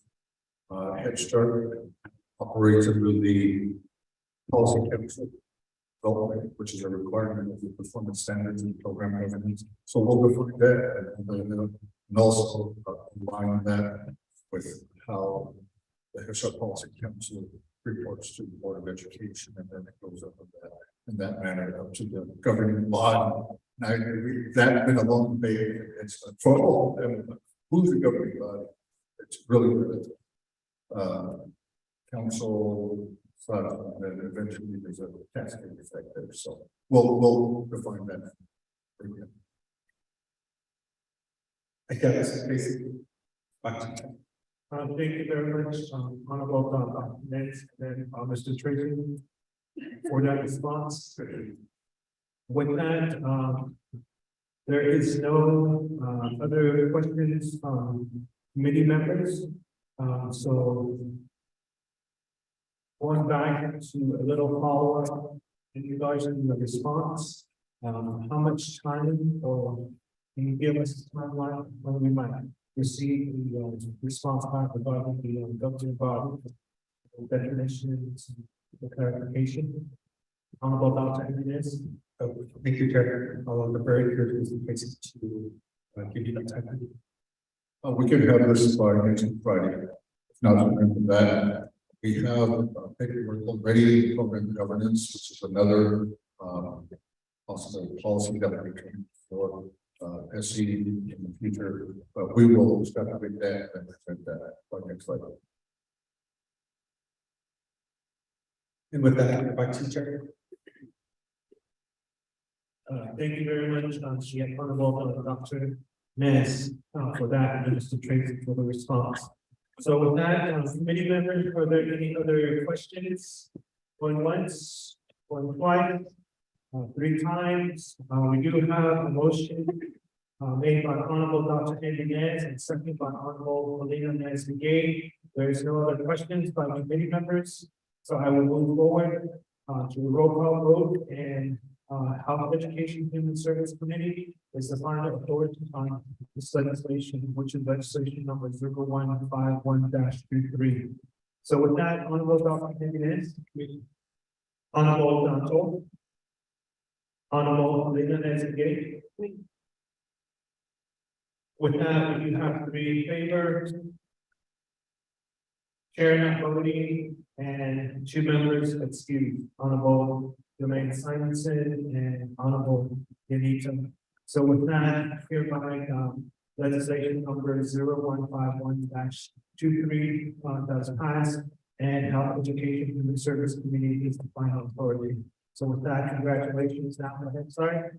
Thank you for your hard work and your continued dedication to serving the applicants and children throughout the nation. If you have, you are hereby excused, and safe travels home. And I'm related, if you guys want some seconds, offering seconds onto plates.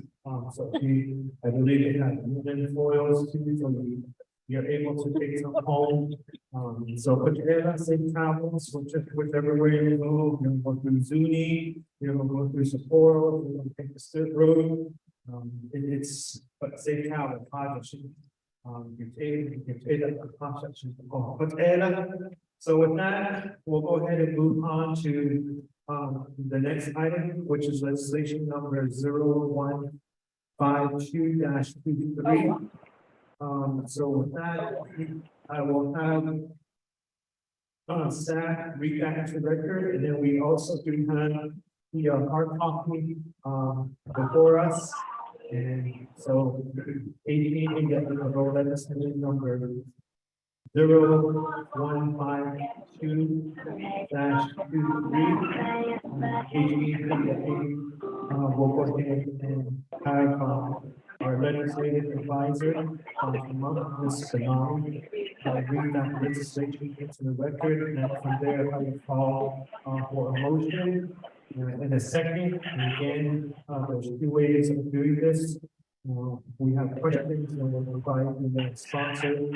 You got a color board, please? Yeah. All right. Information on the legislation, and then ask questions. If there is none, then I'll go ahead and just go straight to roll call vote. So with that, Shimon, if you can read legislation number 0152-23 to the record. Mr. Nolan. Yes, thank you, Mr. Chair, members of the Health, Education, and Human Services Committee. We have your next legislation, tracking number 0152-23. Sponsor is Delegate George Cho. And it's a proposed standing committee resolution. We did on the council for 2023, introduced by Council Delegate George Cho as the primary sponsor. The tracking number is 0152-23, an action related to health education and human services community that have to do with supporting Arizona House Bill 2800, title and act amending section 15-189.05. Arizona revised statutes amending title 15, chapter 2, article 2. Arizona revised statutes by adding section 15-248.01, amending sections 15-747 and 15-903. Arizona revised statutes by adding section 41-5706, appropriating money to related to public schools. The legislative investment bonds are now going to get the public human services considered. We have here exhibit A, it's House Bill 2800 in the state of Arizona. And the legislative minutes, and we have here exhibit B from the Arizona House of Representatives regarding House Bill 2800, teacher salary increases, public school sponsor is Representative Perez. Legislative District 4.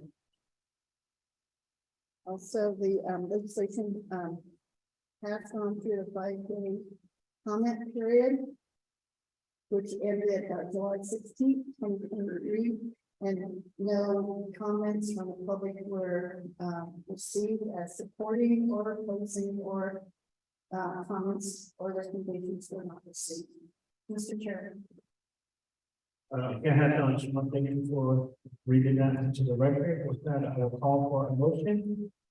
Committee members, do I have a motion? Motion made by Honorable Dr. Inez. Do I have a second? Second made by Honorable Inez again. Committee members, do you have any questions in regards to legislation number 0152-23? Going once. Any questions going twice? Any questions going 3 times? With that, we do have a motion on the floor. So I'll just go directly to a roll call vote. Honorable Dr. Inez. Honorable Cole.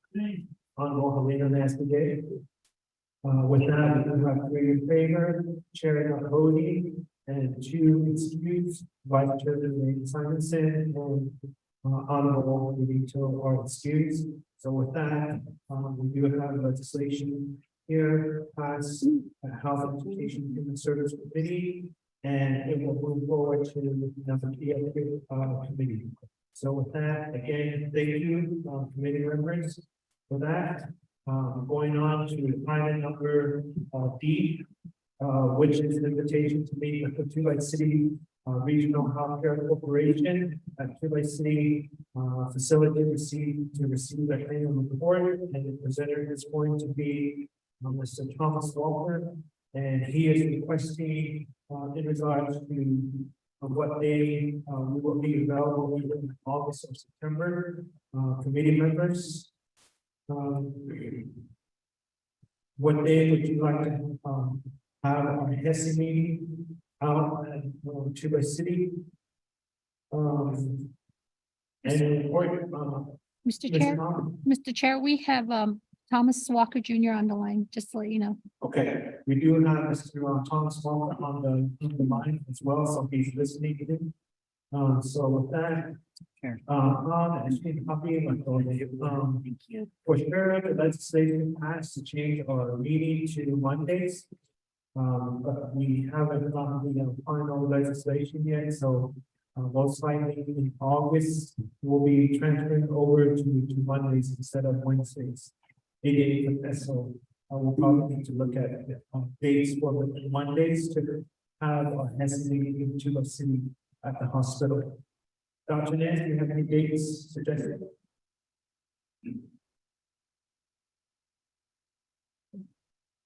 I do. Thank you, Chair. Regarding our trip to our Western relatives, I'm proposing August 21st. That is a Monday.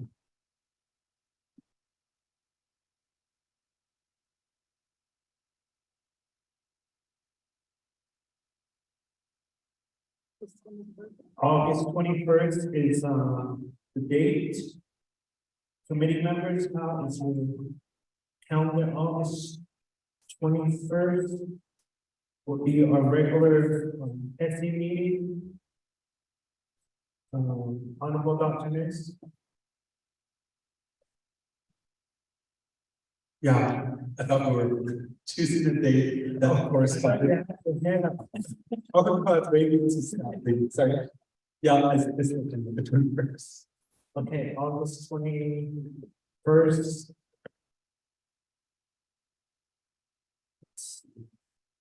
I have nothing scheduled for August 21st.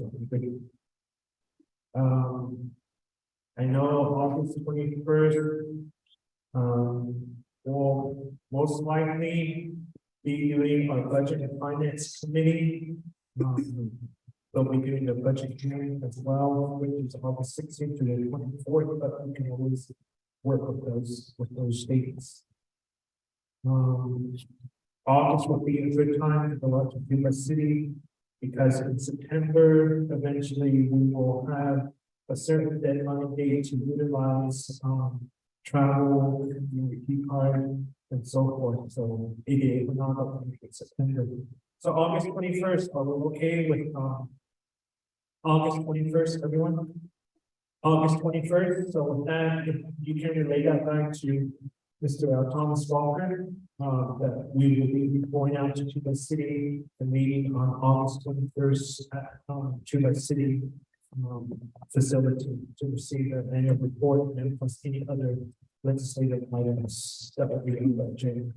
So with that, we all are agreeable for August 21st at Tulare City. With that, moving on to item. We need a motion. For travel.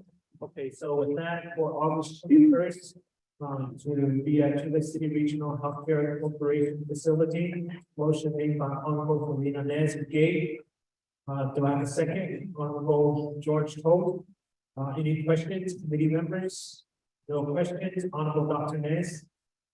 Honorable Toth. Honorable Felina Gay. With that, we do have 3 in favor, chair not voting, two excuse, which are Honorable Simon Sin and Honorable Curtis Unito. So with that, that is scheduled and we'll work on the travel documents for August 21st. Moving on to item E, HEHSC fiscal year 2024 budget overview, HEHSC fiscal year 2023 budget update, office supplies ordered, presenter is Karen Thompson. So with that, Ms. Thompson, I will give you the floor here.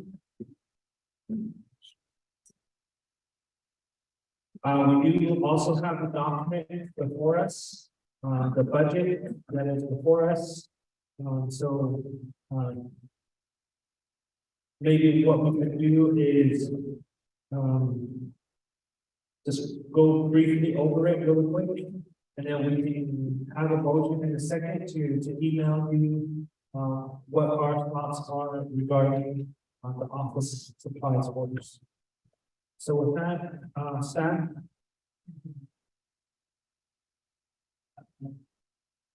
Good afternoon, Chair.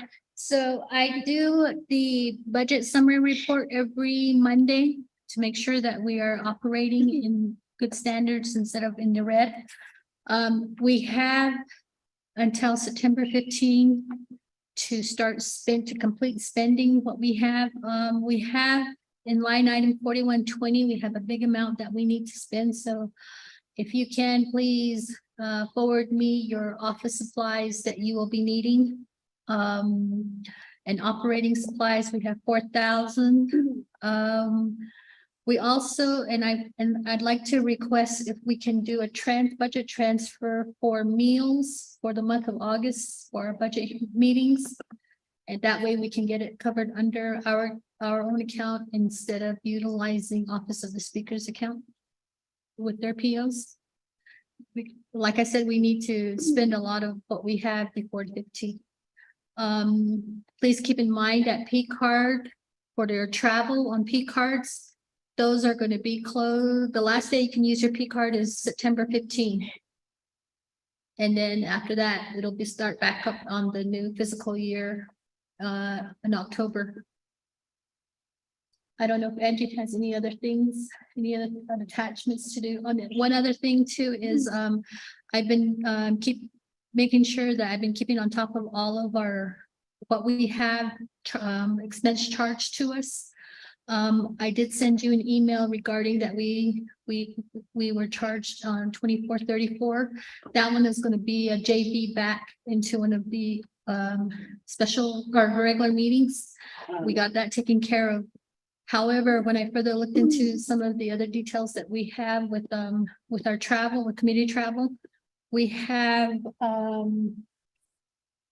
in line item number 3240, we have another honorable delegate that had charged into that line item of $118.25.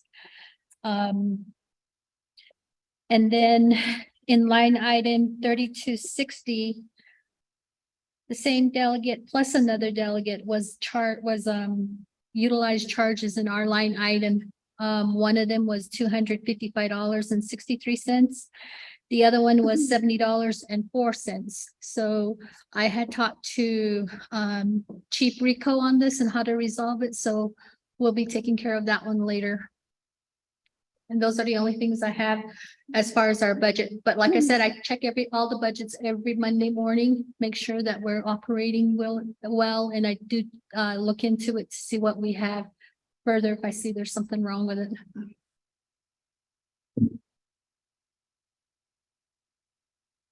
Mr. Chair, members of the Health Education Human Services Committee, if you could, if we need time to look at the order and make sure the amounts of any office supplies that the community would need is within our budget, and we need time to order it and come in before it to be charged to our account. So you could give us your list by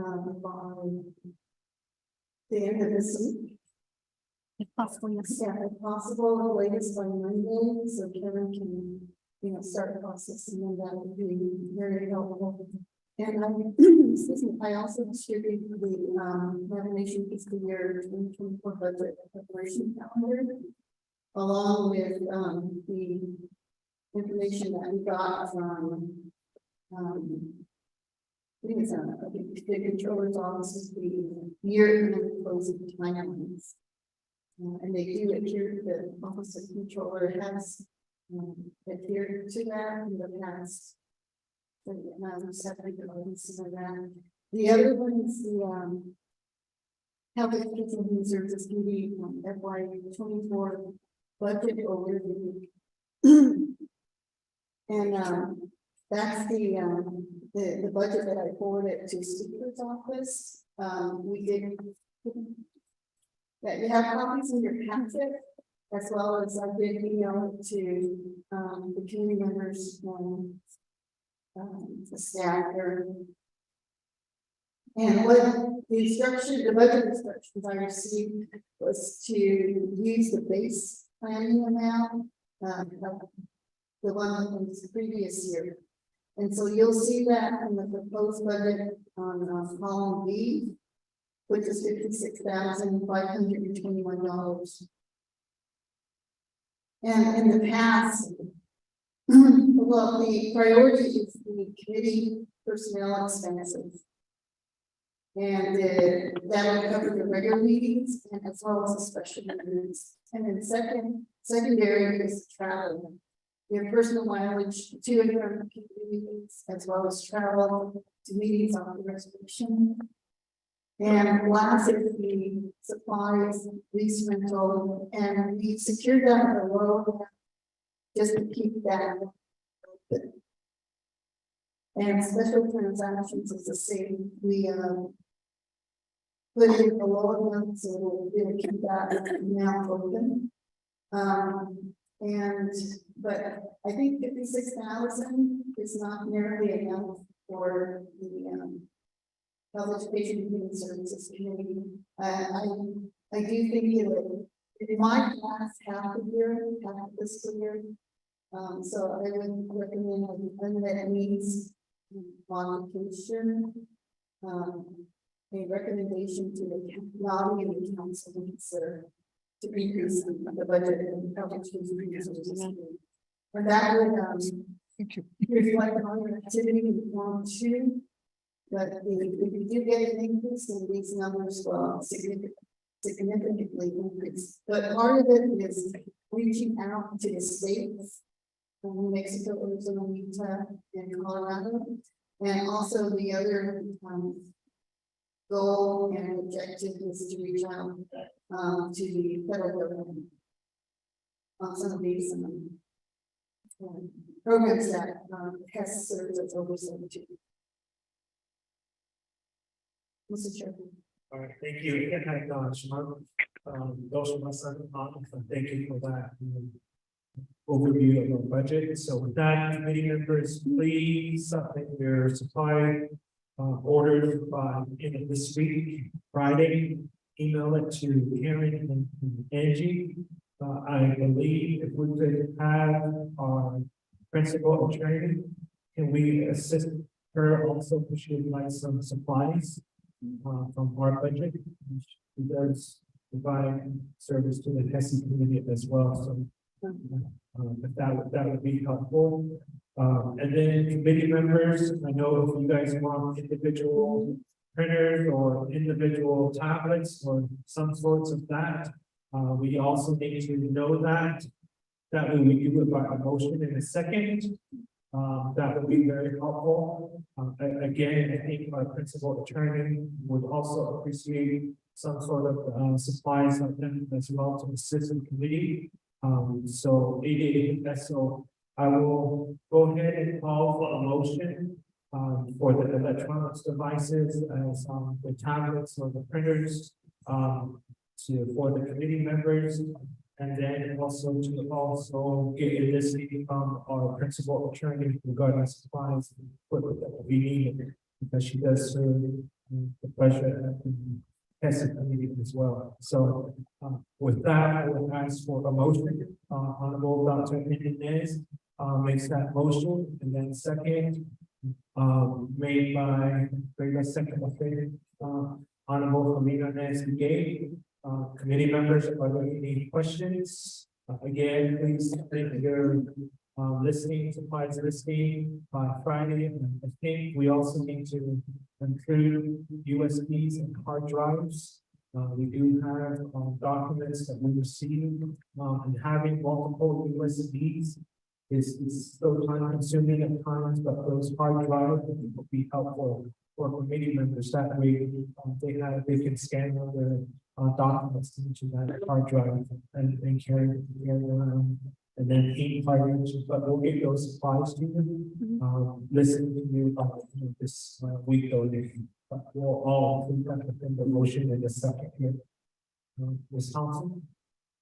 Mr. Chair, just to do a reminder to close out the physical closeouts for all the supplies would be September 8th. So the sooner the better I get everything, then we can get everything in. Okay, so 8 makes the motion stands with committee members, our principal attorney, and then you as our staff, as our advisors, staff committee. So that would be very helpful to include your supplies and your requests as well at this point. As well, the tablet, the scanners, the printers, the USB, the hard drives, we'll get office supplies to you by the end of this week. So that will all be within the motion, motion made by Andy Nance, and then second by Honorable Felina Nance McGee. I apologize. So with that, if there's no other questions, I will call for roll call votes. No questions twice. No questions 3 times. Honorable Dr. Nance, Honorable Toll, Honorable Felina Nance McGee. With that, we do have 3 in favor, chair not voting, 2 excused, which are Honorable Simonson and Honorable Curtis Vito. So with that, that does conclude the new business items. So we will go back and report to receive the report as it is being the new item number 6. So receive the report is fiscal year 2024 budget procedures. Presenter is Christine Lowe, principal attorney, Office of Legislative Counsel. And so with that, the floor is yours. Ms. Lowe.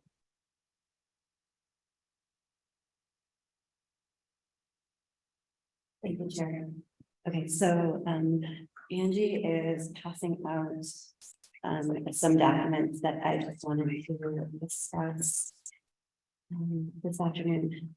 Basically, where the Office of Legislative Counsel is recommending procedures that are a little different than previous years. If you've been familiar with them, the Budget and Finance Committee has used this process successfully, and so it may seem different at first, but it's actually quite simple and straightforward. So previously the practice was that many of the committees would treat the budgets or the budget legislation as reports. And then toward the end of the week, like maybe on a Friday, after listening to all of the divisions present, then the committee would go over the legislation. So what we are recommending this year is that each legislation that you have in front of you, so you're not going to,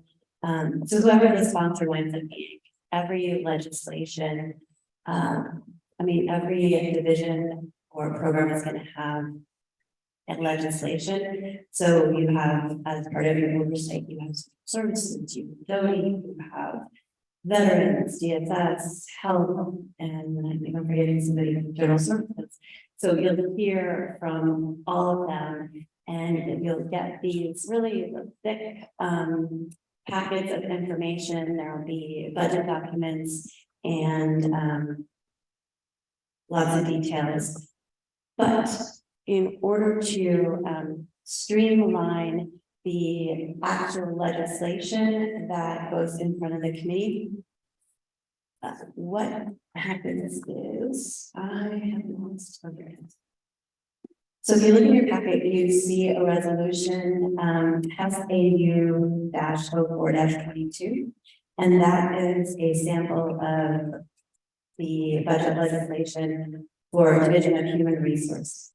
And look to Exhibit A, and then what you see is a snapshot of everything that will be presented to you in tomorrow.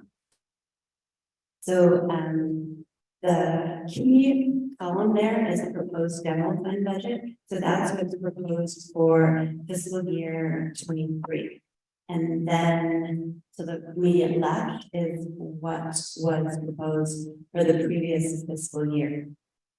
Okay, now the next exhibit is really critical, and this is not just HEHSC, but this is something that I noticed many of the oversight committees have struggled with getting this form filled out properly. So the document that you have in front of you will have my handwritten notes in column D. When the legislation gets introduced, it'll have columns A, B, and C filled out. And then if the committee makes any changes to the dollar amounts, if there's any amendments basically to what was presented to the committee, that's where we will note this on Exhibit C. And so then if you go to back to Exhibit B, look in column D, those, if there are no changes, like what happened with this budget, not this budget, with this oversight committee resolution last year, all of those amounts should have been carried over to column D, because if you just looked at it the way it was without my handwritten notes, it's basically saying the oversight committee is recommending nothing. And that's clearly not what was intended. So all of those amounts have to carry across unless there's a change from what was originally proposed, in which case, one, it would be reflected on Exhibit C, the amount of the increase or the decrease, and then we would have to make an adjustment to the dollar amount. And all of that would get carried over to E, column E. So if there's no changes, then obviously the total from D just gets carried down and there's nothing to record in Exhibit E. Okay, go to Exhibit D. That Exhibit D encapsulates all of the legislative concerns requested by the oversight and also conditions of appropriation. So legislative concerns can be like very broad things that you might want a division to come and present to oversight committee on, and those typically you want to give them a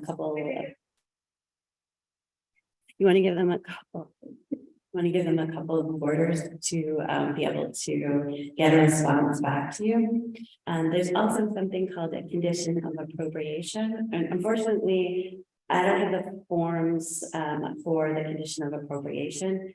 Those are still being revised, but it's essentially when the oversight committee puts a condition on the appropriation that's made as part of the comprehensive budget. So currently the Appropriations Act allows for two things to happen in terms of the condition of appropriation. So rather than in the older days, we used to be able to just reduce the program's budget, but what we found out was that was frequently getting line item vetoed by the president. So the current practice right now that's allowed for in the Appropriations Act is one of two things. So the program can have their travel funds. I think the language is frozen. And then the other is that the program manager responsible for implementing the condition of appropriation can have a salary with it. Now, it's a bit of a cumbersome process. It's not quite as easy as I'm making it sound right now. There's a lot of things that have to come into place. But I can explain that further if we get to that point. If committee wants to do a condition of appropriation, but just know you have those two tools in your kit if there's something that you want one of the programs to address.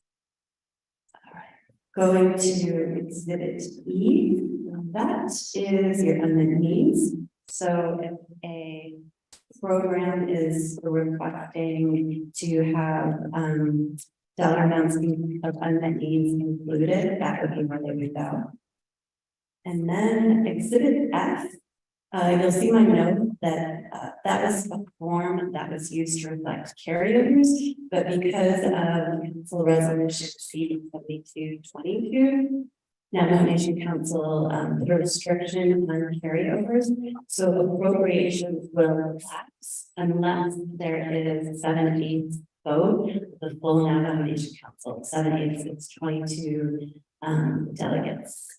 So we're not going to be using including an exhibit F in the oversight committee's legislation. Next thing to discuss is the budget calendar. Just want to call to your attention. If you look at what I highlighted in blue and pink, you'll see that the budget calendar says that legislative council is going to issue the oversight committee resolution. So what we were just looking at. The issue is that if we don't get the oversight committee exhibits before then, we might be delayed. And so in order for us to start the budget, we're calling them budget meetings, not budget hearings. I'll talk more about that in just a sec. But in order to start on the 7th, which is on Monday, we need to have the legislation, at least one of them, introduced on the Tuesday before, because the legislation needs to be posted for 5 full days, and then it's ready on the 6th day to be heard by the committee. So that it has to be 5 full days of posting, ready on the 6th day, and with the current calendar, we're not quite there. This August 3rd is a Thursday, 4th is a Friday, and then the 7th is a Monday. So in order to start the 7th, we would need to have at least, like I said, one legislation introduced on the Tuesday.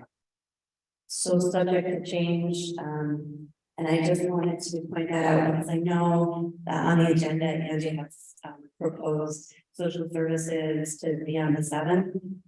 And that would work if they have their stuff in by Tuesday, next Tuesday.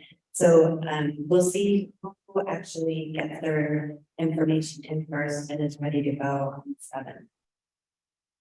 Okay, next thing that we're asking for in your packet, you'll see a document that says FY24 budget amendment. So I guess last year things got a little bit chaotic with amendments being requested. So in order to make things easier for me and for legislative advisor, what we are proposing is instead of having delegates call out, okay, I'm going to reduce this business unit, this object code by 1,000, and then put it over to this business unit and object code. We're just asking that all of it be in writing, just as a way to do 2 things. One, to keep us on track, and then it'll be a cross check to make sure that we got all the delegates' requests in properly. Okay, the last thing that I wanted to go over is the proposed oversight committee special budget meetings procedures. And it is a 2-page document. This was put together by the Office of Legislative Counsel. So rather than treating the budget presentation as reports, excuse me.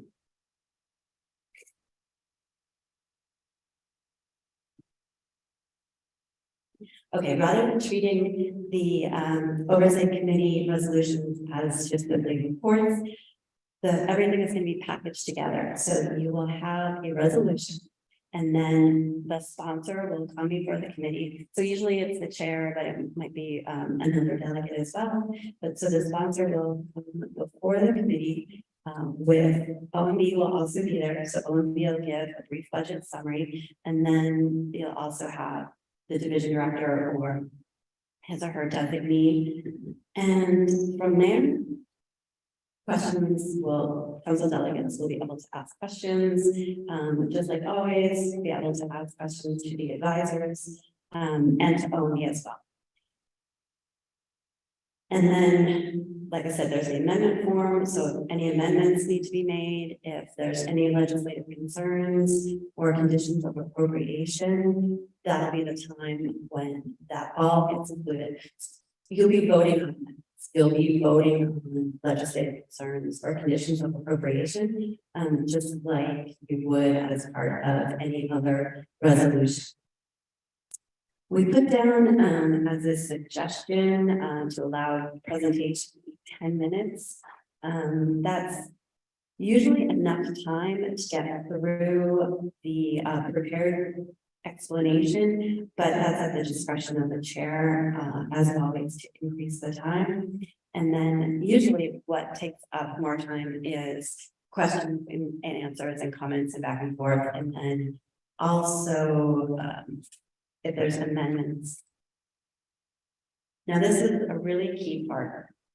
So as far as I've already gone over the amendment forms. So what we're asking is that the amendment forms go to the committee advisor and the legislative advisor. I will certainly be keeping my own notes as well. My primary area is going to be making sure that the legislative concerns and the conditions of appropriation are reported properly. But so we'll all be taking notes and working together, but that's just our suggestion for division of labor.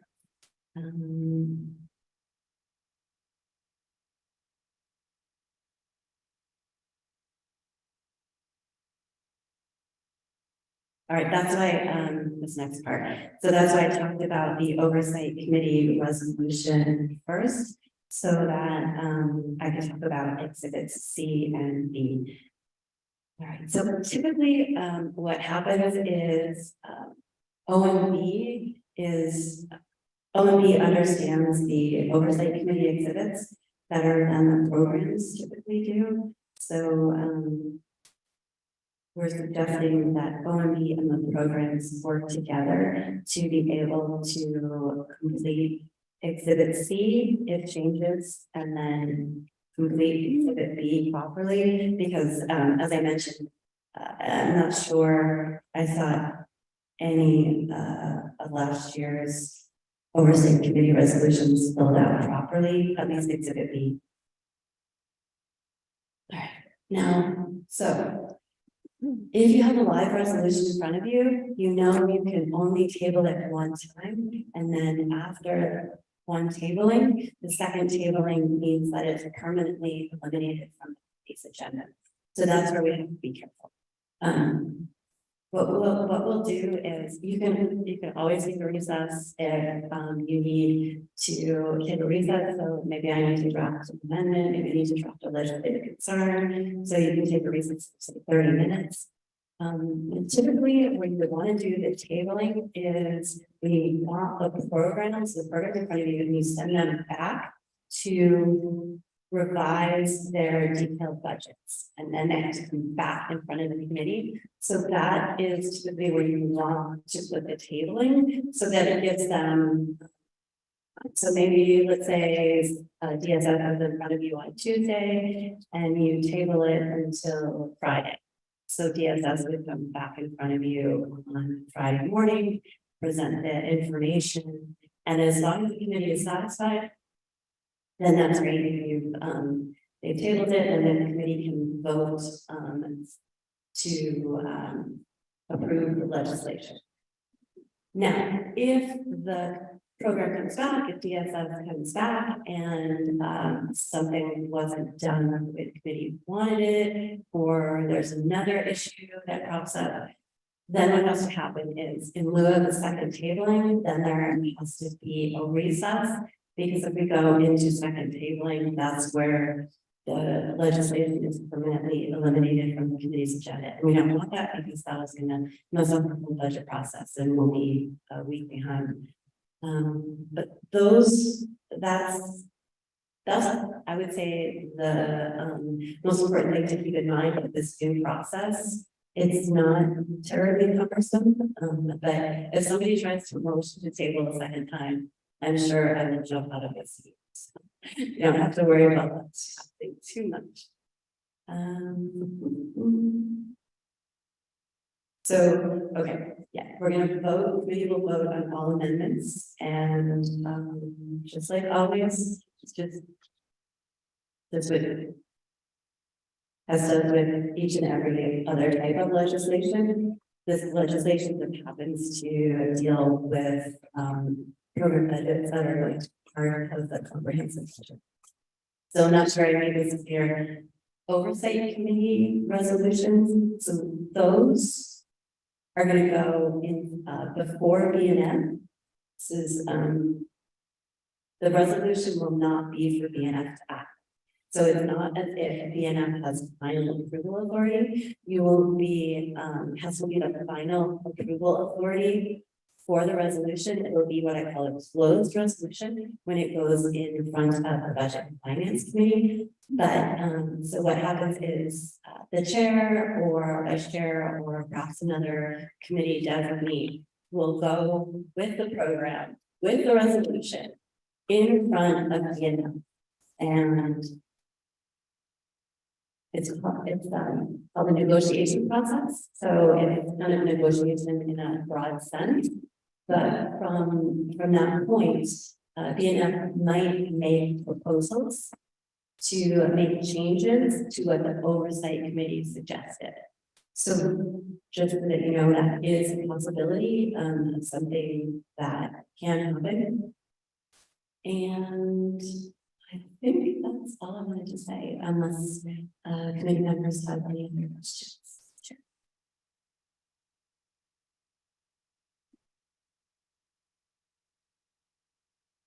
Thank you, Ms. Slow, for that information regarding budget preparation in regards to the oversight programs and divisions of HEHSC. So,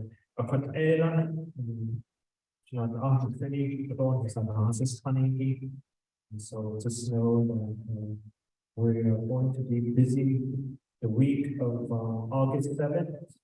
We just want to let you guys know, I do have a question in regards to me traveling to Tibbetts. So I won't be here. I will be at Tibbetts on August 3rd, and then the 4th.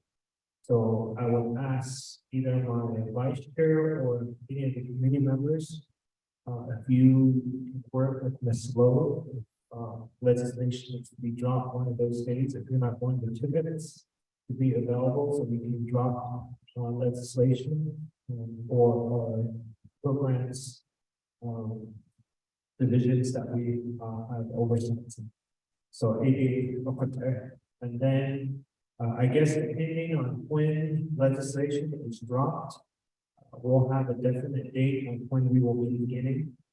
So that will be another big factor that will play into our schedule for the week of August 7th. Just to let you guys know that on August 7th, I will be at Santa Ana, what I say that way? Santa Ana Casino there. Now Head Start is having their conference and I believe we got an invitation. And so as chair of HEHSC, they invited me to provide some information to them and present to them Monday, August 7th in the morning. And once I complete my presentation, I will be traveling back to Window. So ADA, we don't. I don't know if any of you guys are going to the Head Start conference, annual conference. So that would be something that you would also need to look into. Another one is that the week of August 7th,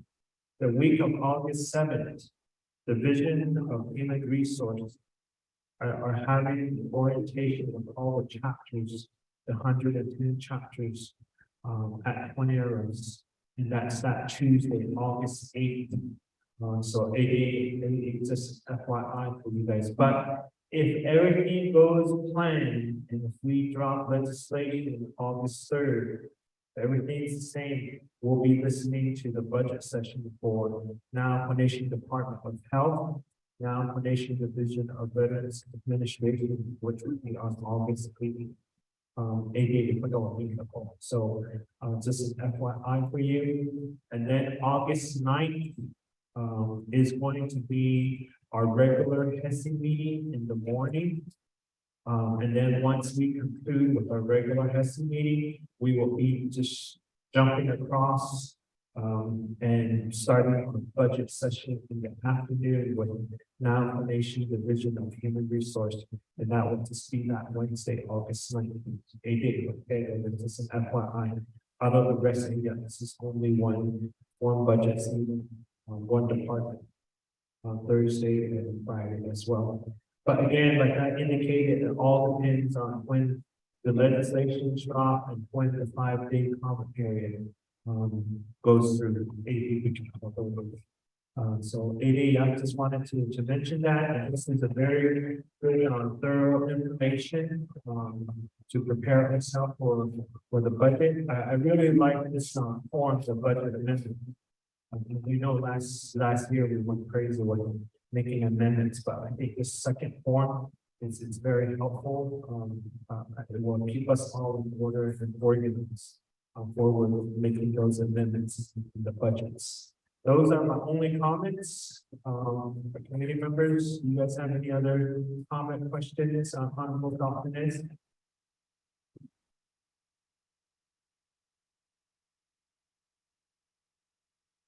Okay, thank you, Chair. So just so that I have this correct. When you see the budget meetings on August 7th for social service, that's not necessarily final, because even if the third, the legislation was dropped, it would still be on the 8th, ready for action, correct?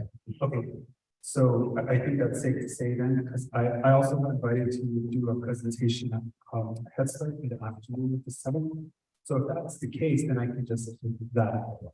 And then the other thing, I'm happy to drop the legislation if we need it. I guess we need to respect the vice chairs just so that from part of the order.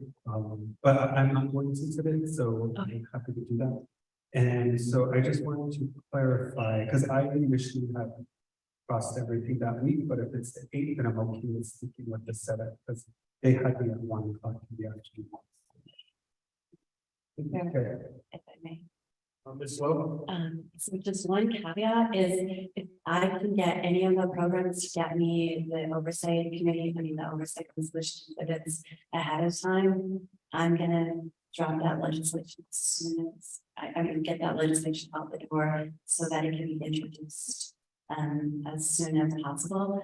I realize that that's looking less likely as a realistic possibility. But so we would, I guess, 2 options. You need at least 4 for a quorum. I know Delegate Benito has been talking about getting committed that week because of various issues. But so it's possible that you could have a quorum with just 4 members. It's also possible that we start on the 8th. So however, committee feels they handle that. Okay, thank you. What were the documents that you needed to drop legislation? What were the 2 documents? I need exhibits A through E on the resolution that I showed you SAU 04-22. So those that exhibit A, so those, you know, you get all those, that big chunk of information, what exhibit A is supposed to be is kind of like that, all that information drilled down into a one-page sheet. And typically when delegates ask questions, they're looking at the detailed exhibit, but it's just, it can be really cumbersome to try to get that in as an exhibit and try to work with that. So this is sort of an alternative format, but you're just going to see this for oversight. This is not going to be exhibits. You won't see these exhibits as part of a comprehensive budget, just for the oversight committee. Sure. Thank you. Committee members, are there any other questions? Honorable Dr. Nez.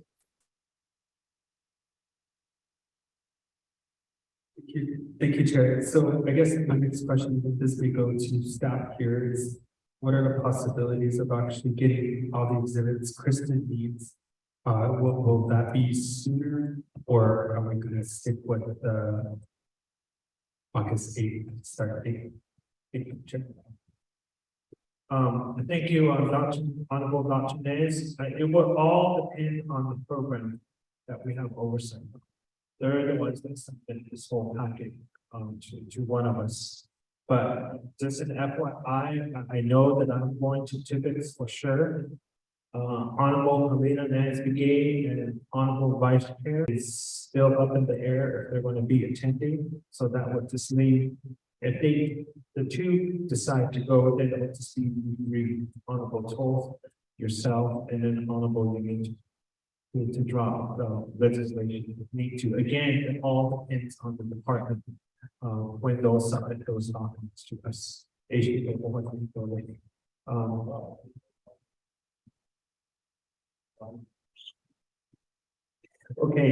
with that, Ms.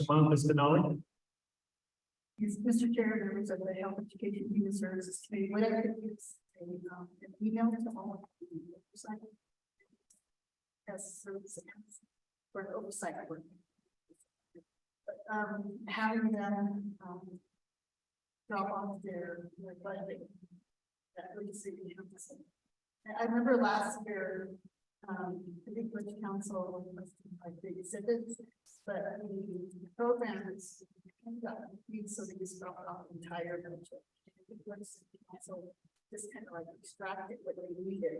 So, I mean, I can do that is send an email out to all of the programs and let them know they need to drop off the budget at OLC or OLS, and we give it to the OLC, and you know, those kind of details on the report, because most of the budgets don't get lost. The other thing, Mr. Chair, of the Health Education Services Committee, I believe that each one of you got an invitation from the University of New Mexico Health Sciences, the Center for Native American Health, regarding on August 9th and 10th at San Diego Casino, they have a summit. I believe it's about Native American life expectancy in 2023. And then also continuing the same program, Health Science Center for Native American Health is on August 10th and 11th. They're conducting a tribal public health symposium, and it's regarding the COVID-19 emergency response in Indian country and lessons and tools learned of the pandemic. That's also at San Diego Resort. And I think that each of you got a mail, in the mail we got a notice invitation as well as an email to attend the symposium. I don't know if you have made that. But yeah, I think it's particularly important for the Health Education and Services Committees involved in this area of health. But I think that just for that Native American life discrepancy in 2023, that's by invitation only, and that's only for tribal leaders. And so, and the public is not invited to that one. So I think now it should show some representation there. For that, but if you have, if you do go, let me know so I can write a travel. Thank you very much. With that, I believe that, Office of Legislative Council requires, a form to be filled out, and that form can only be filled out by the delegate. And to drop off the documents, to drop legislation. So with that, if in your email, maybe they can drop it off with you. Or Karen, I don't know if we just want to do one person as the main contact person. If they can drop it off with Karen, so in your email, you can put down that they can drop off that packet with Karen. And then Karen, once you receive it, you can email the committee and to just start drafting that legislation. I think that would be the correct way. Knowing that we have that paper trail going with that packet.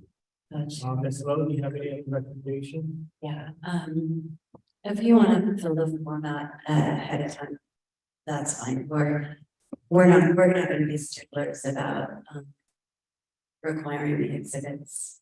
I mean, we're going to have to be flexible with budget stuff. It's just very, you know, if you've been through it before, you know, crazy it gets. It's just a very chaotic process. And so, well, yeah, we're going to have to be flexible, but feel free next time later on to put the request in. And we know that they're waiting for the exhibits to be included before we can release the resolution. So as far as what legislative council wants, my understanding is as of this morning, the legislative council was drafting a memo speaking what we want. We're going to request that the programs give us hard copies because we've gotten in the past sometimes we'll get stuff emailed to us and it just gets cumbersome and it's easy to lose track of things. But I don't have that information right now. I can certainly communicate with Angie and Karen as I have more information. Yeah, okay. Okay, so with that, if it's okay, then I'll just go ahead and drop off a form on my way back. And I can do it this afternoon. Everybody could be co-sponsored. Yeah, I think co-sponsors would be helpful too.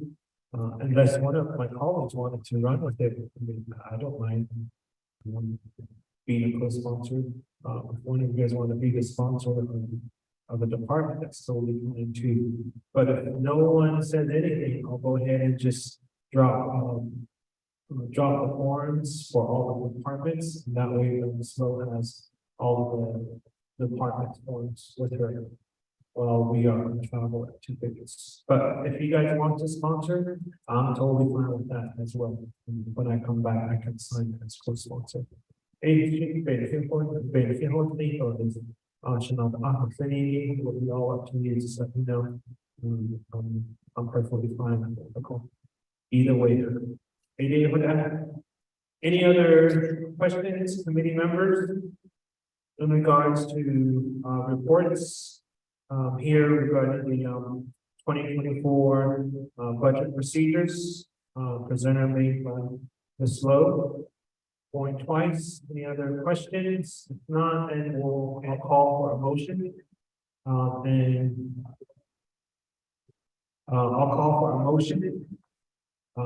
Honorable George Toll, and then second.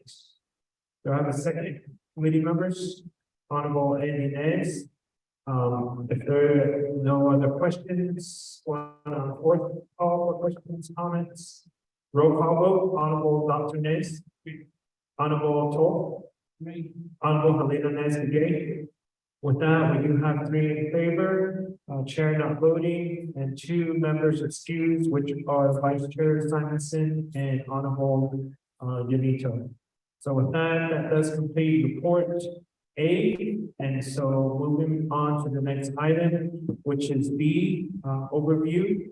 And so with that, I believe we are done with our, principal attorney here, Ms. Christine Lowe. So I will go ahead and excuse you, you're hereby excused, to travel back, and then there's things that needs to be done and put into place as well. So safe travels, back to the office, back to your homestead. So thank you for being out here, thank you for coming out. So with that, moving on to item number B, overview, Alamo National School Board, ANSBI, topics K-12 tribal local control school, Head Start Community Service Classes, Wellness Center and Clinic. And the presenters are here. So with that, I will go ahead and give you the floor to provide an overview of Alamo National School Board to the 25th Nomination Council HEHSC Committee.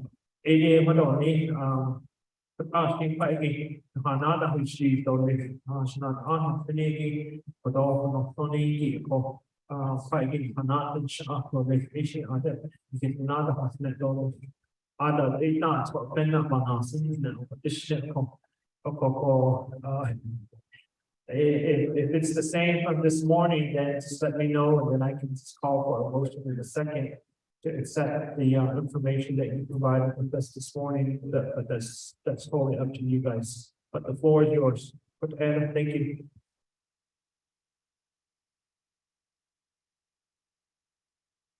Amen.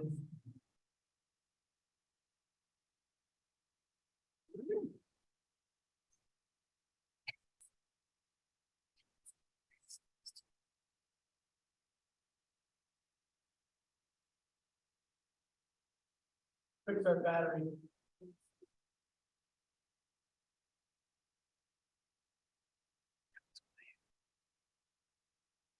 I don't know if we need to come up here. I don't think this is long. Is it okay if I'm loud enough right here? It is okay for us, but we have the Zoom thing.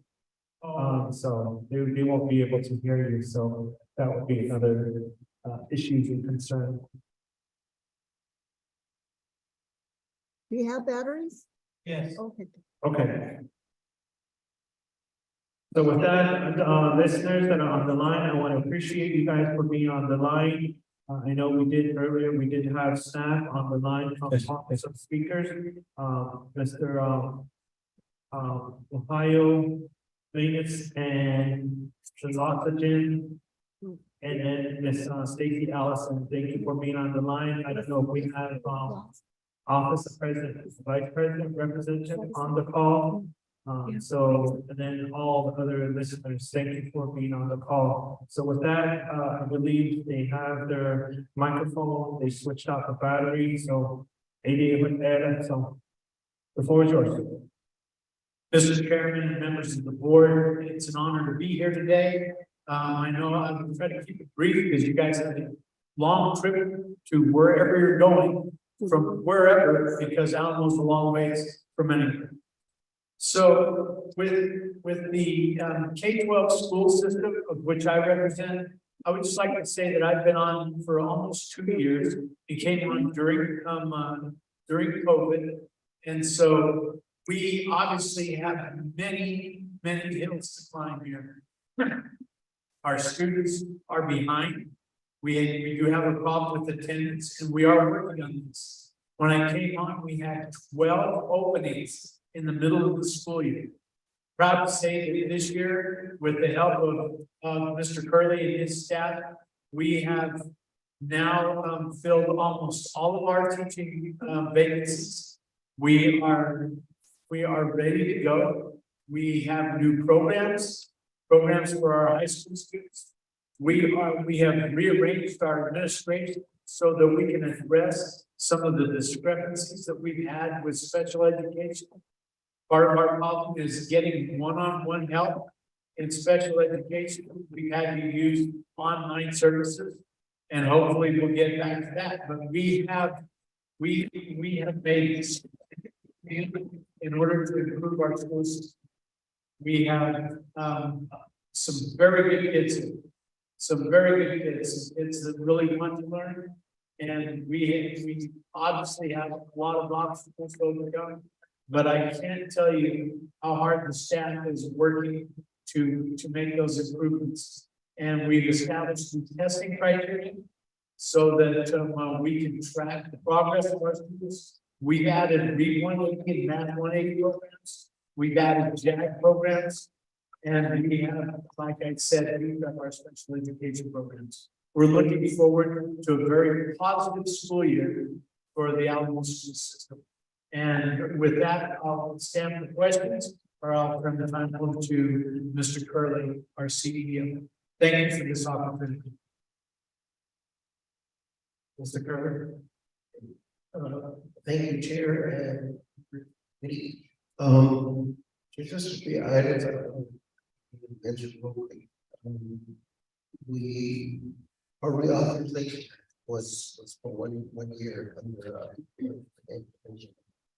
due to some findings, mainly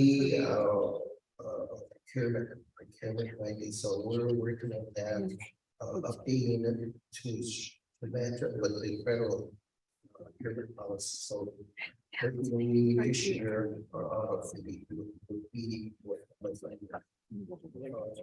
and then the other thing I wanted to mention too is there were some remarks made in HEHSC. We did have some problems like some of you might know 5 years ago. Those problems have already fully taken care of the parents. So those are all cleared up.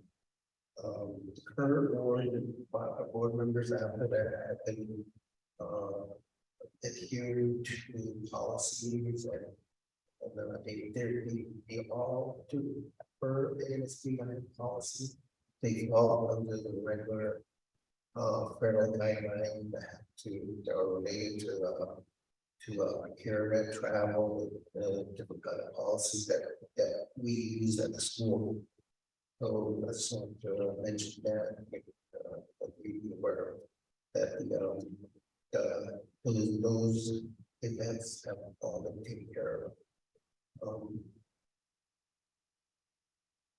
And then as far as we mentioned all the water development that we're doing, because it relates directly to the kids. So we get calls during the year from parents saying that our kids are not going to go to school because they didn't take a shower. So these development pieces that we're working on would take care of those kind of things along ways, helping directly our students attendance will go up. So and then as far as the whole we'd like to thank the Foundation for giving us I think they approved approximately $50 million under the ARPA funds, which can be used directly to work on our water system. Okay, thank you.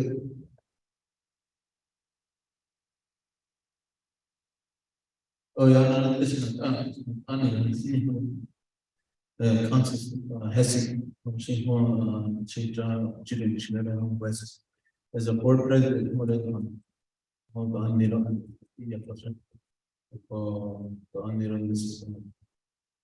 this I think this is my second term. Not even pretty soon, but not a youth club. Actually, second term,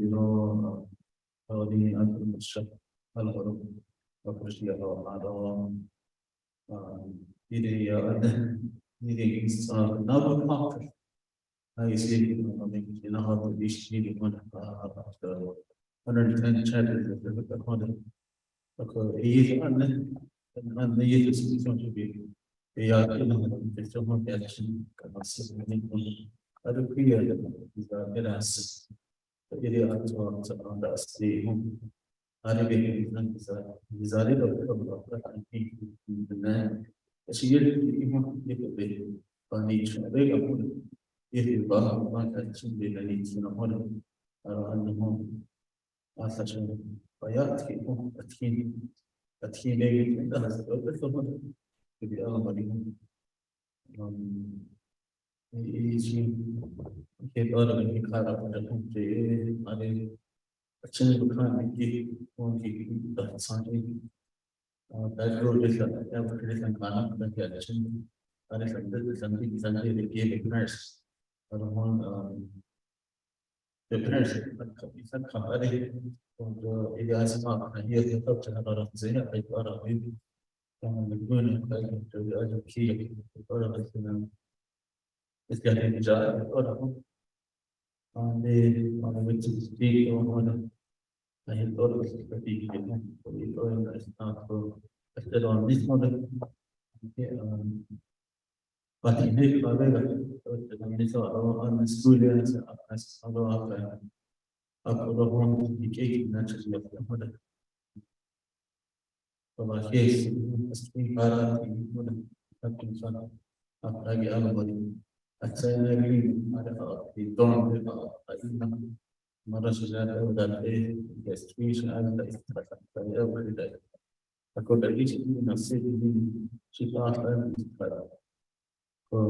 إذا عايزين نحن طبعا خبرنا هي تيجي بس كل هذا رهان الأمور شنو هذا كيف تبغى إيش هسه راح يعني شيء كأنه كذي وبده شيء اللي لو هناك هاي تستقبل هاي جناس كان يجمعون دول ورد تكيج جون بكيس ناس شو إذا بس يسمى ماشي ماشي كريكا local control rooms إذا عايز يسمى بس يسمى وتسمى أنا كلام بس بالضبط بس بالضبط يمكن هذا السؤال كلام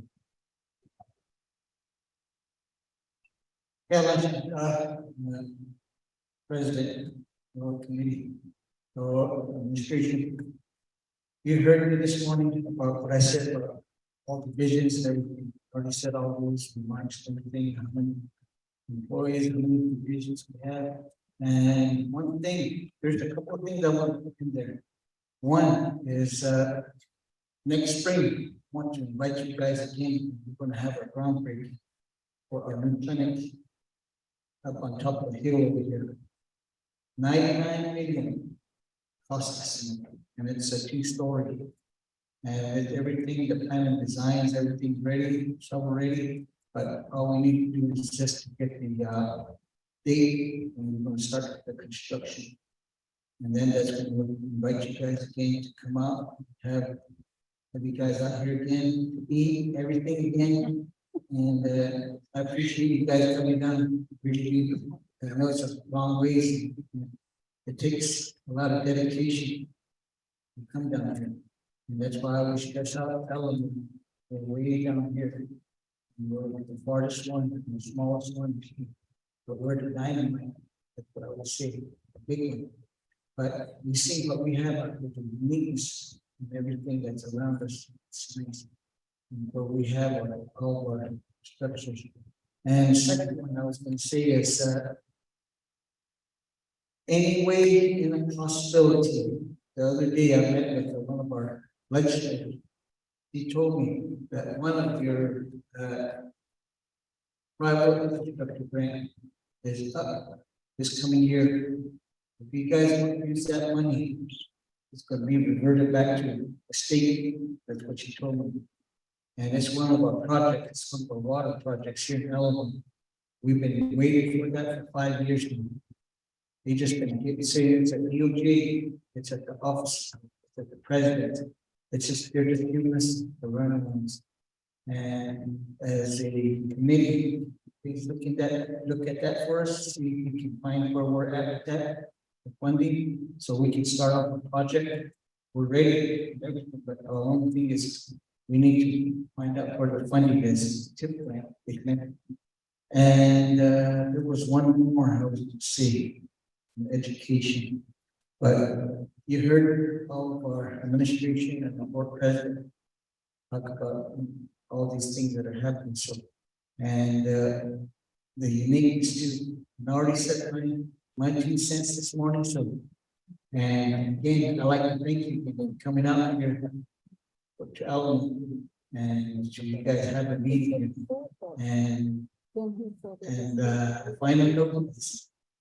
Yeah, I don't be in, I don't be no car, safe trip back, and take care of yourself. You don't just still have.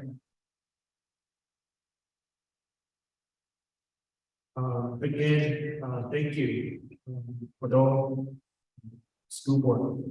Today, was Anjan of the Shivi. Thank you for that overview information that you guys are providing to us as the 25th Foundation as the committee. First, I would say I really want to extend my appreciation to you for the invitation for providing us to come up here. And then secondly, of course, the wonderful tasty lunch that you guys provided to the committee here. So I did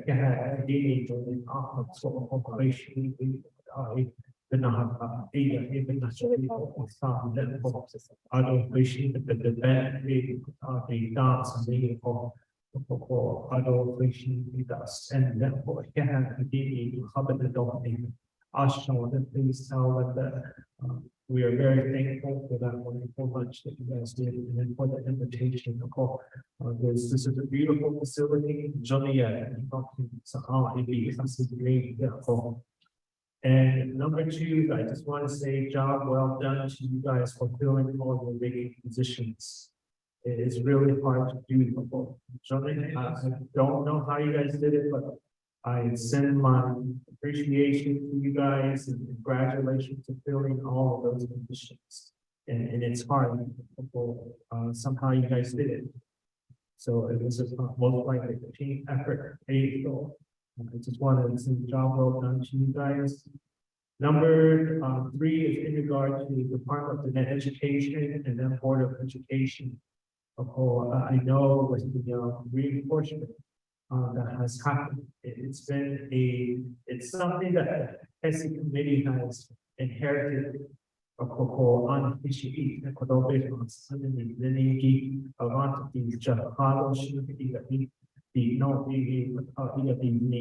so that's how we inherited that reinforcement plan that took place.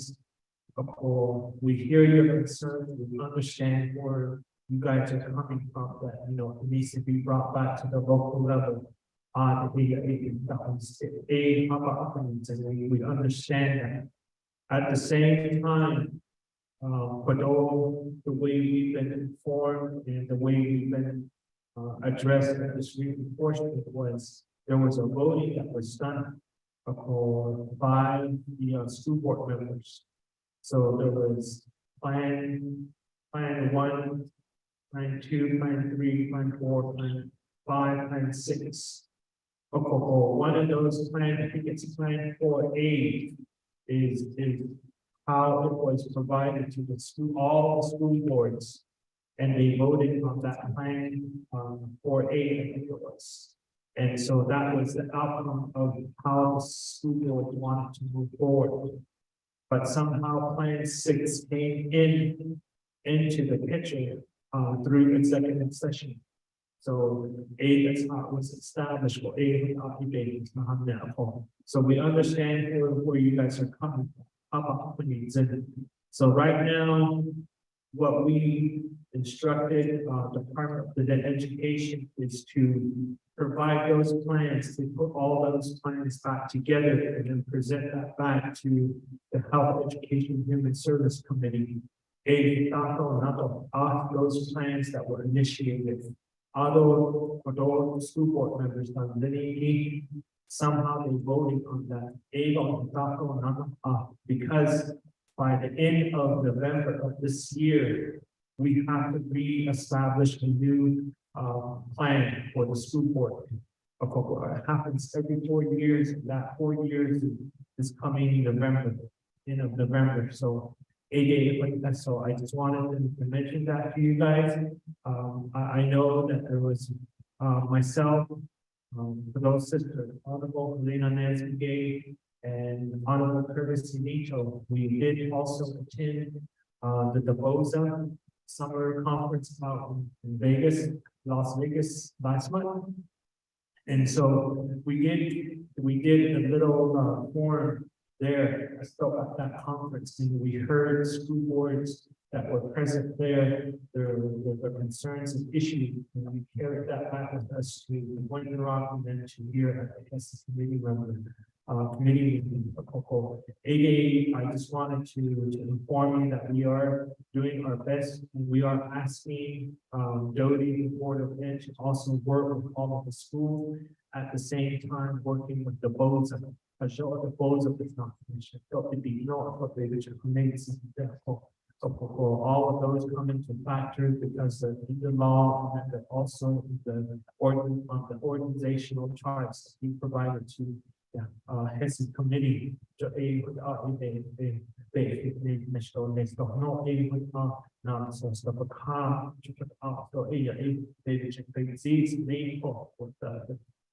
and the Board of Education. So I just want to let you know on that information. I will look forward, and I believe my colleagues here, my committee members, we look forward to that invitation as well for the groundbreaking. Again, just know that we always have a busy schedule, and we'll try to accommodate. It might not be all of us showing up, or maybe might be all of us showing up, depending on the date and when it's going to take place. We should coordinate beforehand. Want to thank you for that invitation, and I'll go ahead and look forward for that invitation next spring sometime. So just wanted to mention that. Again, it's always an honor to come out here. This is my third time coming out to Elbow. So it's been a unique drive. So the last time I ended up driving the dirt road. This time around, I came in from Sapporo. So sort of thinking if I should drive back this way through Zuni this time, since it's my third time, and see how that route is. But we'll just see when we adjourn here. So maybe with that also. So again, thank you. So I got to see your community here, and it's always welcoming. And again, like you say, you learn something new every day. And I learned of the son of a gun and how it's made out this way. So I appreciate that. I'm excited to take that back to my mom and say, look at how they make their combination. Oh, that way, we call it combination or a son. That's how we say it in Arizona. So like that, and then sometimes they put onions in there and squash and other stuff in there. But it's fried, it's not in a soup formation. So it was really, really good. And I really want to thank you. Having that meal really uplifted me again. And I'm happy that I came up with it. Because the way you guys provided that onions is how I used to have my meals with my late grandparents. And how they used to get those onions from Hubble's trading posts. And so with that, you guys rejuvenated me and you made me think about my grandparents and in that sense, a way of appreciative of coming up here and for providing that meal, that nourishment for me to move forward again, to be a good leader. So yeah, it's for that great memory that you guys provided me with those green onions. It's been a long time since I had that kind of an onion. So it's just the regular long ones that we always have. So thank you. It was a great memory to remember. Lastly, I'd like to ask about the TIF grant. The TIF grant.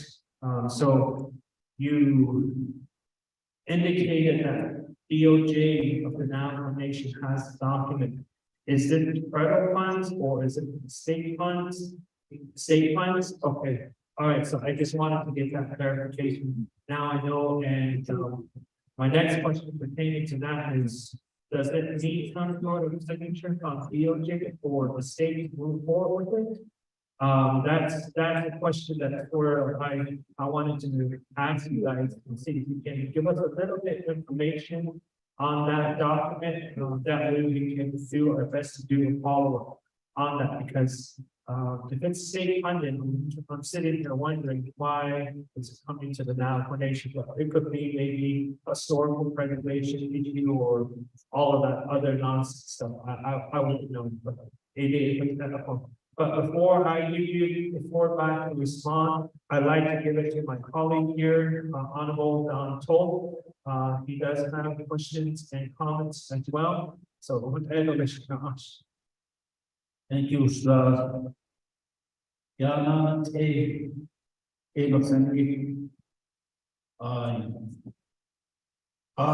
so at school departments, that's I was school board member too, also back in 1995, 1993. A lot of things at the whole India.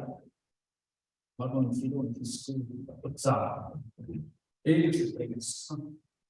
So I'm glad going forward. What I'm going to tell you or ask you is President Kennedy for school board ministry. Yeah, about them. Send another part of the way. General Ignace was the car. You're about this. We don't want to give this school back to the government. It happened to my school 5 years ago. And I was the one that advocated, hey, this is what's going on. Well, school board. Even the administrator. Everything is coming now. Going forward, I'm proud of you. Other people, school board, here. They spend a lot of money from the school, but basically, yeah. Other school board, that doesn't show. Of course, every thousand. Other one, general, not shape by aids. Our army engine cut. 80 years in this people. Nearly the whole million nations of Arkansas. Allah is a top city. Even now, don't dozens from them. Out of the education, go over the person thousands. Asian area contact in this. Whatever problems you have with your system, Asian training, the education, go for the education. A person, but out, in information, I don't know, so here.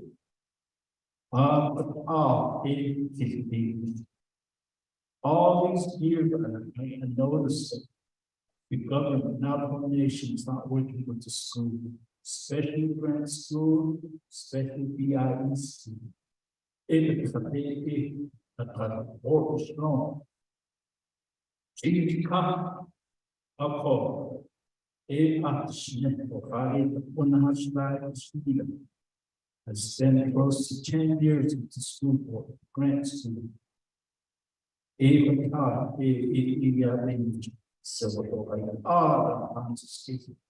he is either a care now, a stable living, those not like people. In a it is something so unfeeling together, people in the community, but show these people you can do it. Okay, so you can do it.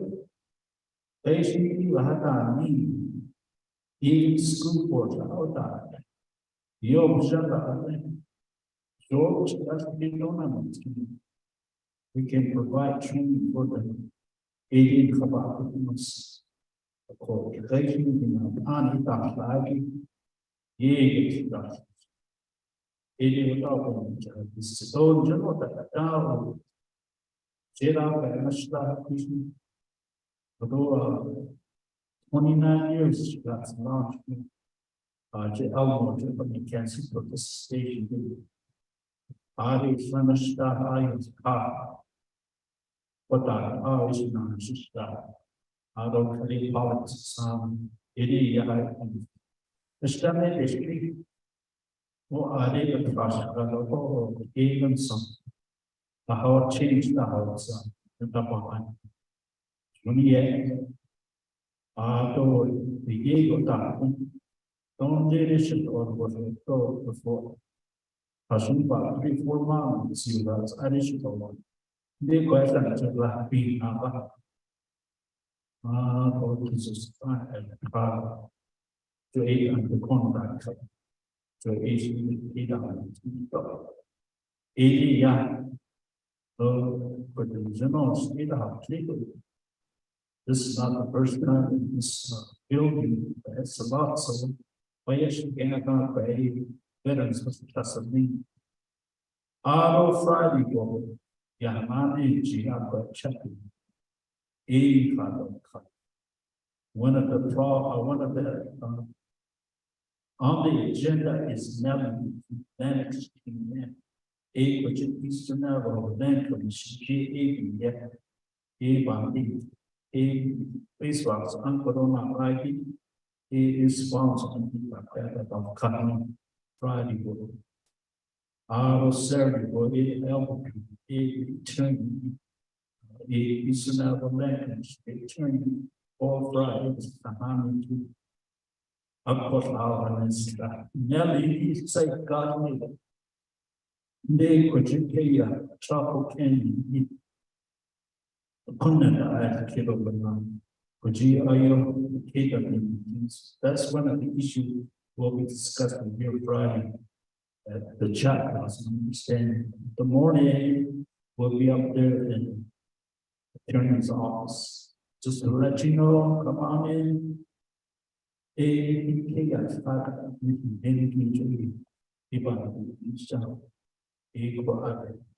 initially of the Friday. This is going to start at 9 o'clock. Okay, so Jonah, yeah, good job. So, thank you. Thank you, Honorable Toll for that. Committee members, are there any other questions? If there's any other questions, comments, I will go ahead and give the Honorable Sister Helena Nesbitt. Oh, yeah, thank you for your hospitality here and the meal and sounds like you guys did a lot here. This is my first time ever coming out. So it's a beautiful gym and a beautiful, I thought this was a school, but it's a wellness center. So you guys did a super job to provide something like this for your youth. You know, it's to think now that, you know, I want to work for something like this for my youth too. So, you know, that's, and you guys are just listening to you that you guys are doing it on your own, you know, it's a great plus and keep it going. And you're doing it for somebody else down the road and you're doing it for your youth, the future leaders. And one of these days, they're going to thank you, you know, in the future, they're going to thank you for everything that you've done for the community. And the lives that you change, you know, that's the person you are, you know, that can, you're humble and your prayers, everything that went for this event. So for me, you know, I really appreciate all this that you're doing for the community. And I find you for that. Thank you. Thank you, Shanda, Honorable Nesbitt, for those wonderful comments. With that, committee members, are there any other questions, comments? Going once, going twice, 3 times. With that, I will call for a motion. Committee members, motion made by Honorable Helena Nesbitt, and then second by Honorable Dr. Miss. So with that, I will go ahead and give some time for you to respond. Agent for all, and then after you respond, I'll go ahead and call for a vote. But I don't know. Okay, Mr. Curley. Thank you, Chair. Well, that too many, it was the process that once it was awarded, it went directly to the application. That's how the process worked. So it was in an application, the water department. Responsibility of energy that fund. So as the way as like 2 years ago, we were ready to award the contract. The contractor actually came out here and looked at the grounds that were the well was that close. And something happened to where it just stopped there. There were questions that came up about who's going, which policy, which procurement policy, what would be followed? HEHSC, procurement policy. Those are the kind of questions that came up. And we went back and it just went to a standstill. And the navigation department, water department had changes in personnel. So that maybe further the question where did the funding go? Even Jamie, the previous council delegate, Jamie needed even try to push it. And we couldn't really get this response. They would tell us it's at the president's office, it's at the controller's office. It's at DOJ, different responses like that. So we're never really what was actually holding up the meeting. And even like I said, responsibility, previous responsibility to give us an answer. Even from him, we get it. Or direct answer. So the last thing we knew that some of that funding will be further at the state, so I don't know how true that is. So that was what happened.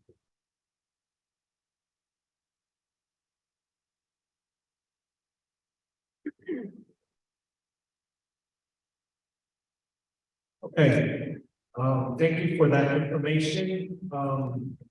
I'm texting Mr.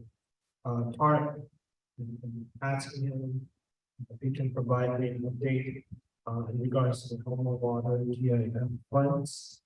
And so if he responds back, I'll see what he says to me and I'll forward that information to you guys. So ADS, since he oversees the water management branch office, important clients, and see what kind of update. Or he might prefer another staff member. But thank you, and so now I'll do a follow up on that. So, so thank you again for the response. Again, thank you, Mr. Green, Mr. Curley, Mr. Appuccino, and then also the host. It's just calling the host, and so thank you for the invitation. He came out all the way to Torneros, and he's like, we can host out here in Alcoa. That's how we ended up. So again, thank you very much. So with that, we do have a motion made by Honorable Helena Nancy, second by Dr. Andy Nance, and with that, I will go to a roll call vote. Dr. Nance. The Honorable Toll. Oh, are you okay? Go ahead. I apologize, Honorable Toll. Also, said that's enough in the chair. Anyway, other see the progress before. He doesn't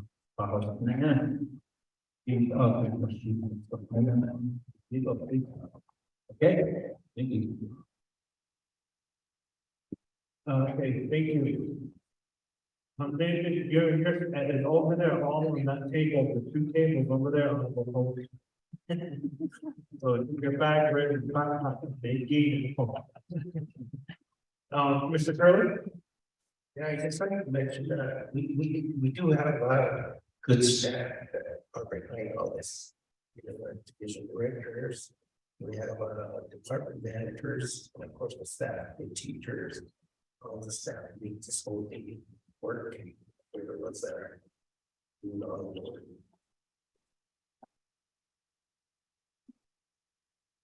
Okay, thank you, and thanks to the team, it's a job well done, you can have the general keeping about.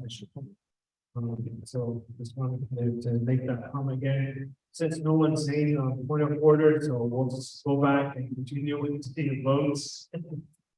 Honorable Toll. Honorable Helena Nesbitt. With that, we do have 3 in favor. Chair not voting, 2 members excused, which are Honorable Jermaine Simonson and Honorable Benito. Again, thank you for that overview, report, Mr. Green, Mr. Curley, staff, Mr. Cappuccino, all of you guys, thank you for the city administration staff. And then thank you to the cookers, thank you to all those individuals that cooked and provided us lunch, thank you very much, it was really good, and it was really, really tasty. So with that, moving on to item number 8. Close of meeting announcement. We do have July 31st as a special meeting. That will be in person in Wendoron. Again, committee members, I will be asking to be excused from that meeting because I will be in Tibbetts on that day. And then if my colleagues, Honorable Vice Chair and Honorable Helena Nesbitt does decide to attend, then there'll be no quorum for July 31st meeting. Hold on, just a little heads up for you guys. August 3rd through the 4th is issue HEHSC oversight proposed budget legislation for the 5 days comment period. August 9th is our regular meeting in the morning. Budget meetings are going to be August 7th through the 11th. With Division of Social Service, Department of Health, Veterans Administration, Human Resource, Net Education, and General Service. Announcements. So they did not call. So I would call for a motion to move forward with this announcements and dates that are provided to us on the agenda. Committee member. Motion made by George Cole and the second made by Honorable Dr. Nez. Any questions, committee member? With that, if there's no questions, I'll call for a roll call vote. Honorable Dr. Nez, Honorable Toll, Honorable Helena Nesbitt. With that, we do have 3 in favor, chair not voting, 2 excused, which are Vice Chair Jermaine Simonson and Delegate Toll. With that, moving on to Yanito, excuse me. Delegate Benito. So with that, moving on to the next item, which is adjournment. Do I have a motion? Motion made by Dr. Andy Nez, second. Second made by Honorable George Cole. With that, committee members, are there any questions for adjournment? With that, I'll call for the vote. Dr. Nez, Honorable Dr. Nez, and then Honorable Toll. Honorable Helena Nesbitt. With that, we have 3 in favor, chair not voting, 2 excused, with the Honorable Jermaine Simonson and Honorable Curtis Nito. With that, we are hereby adjourned at 2:24 p.m. Thank you very much and safe travels to everyone. Thank you.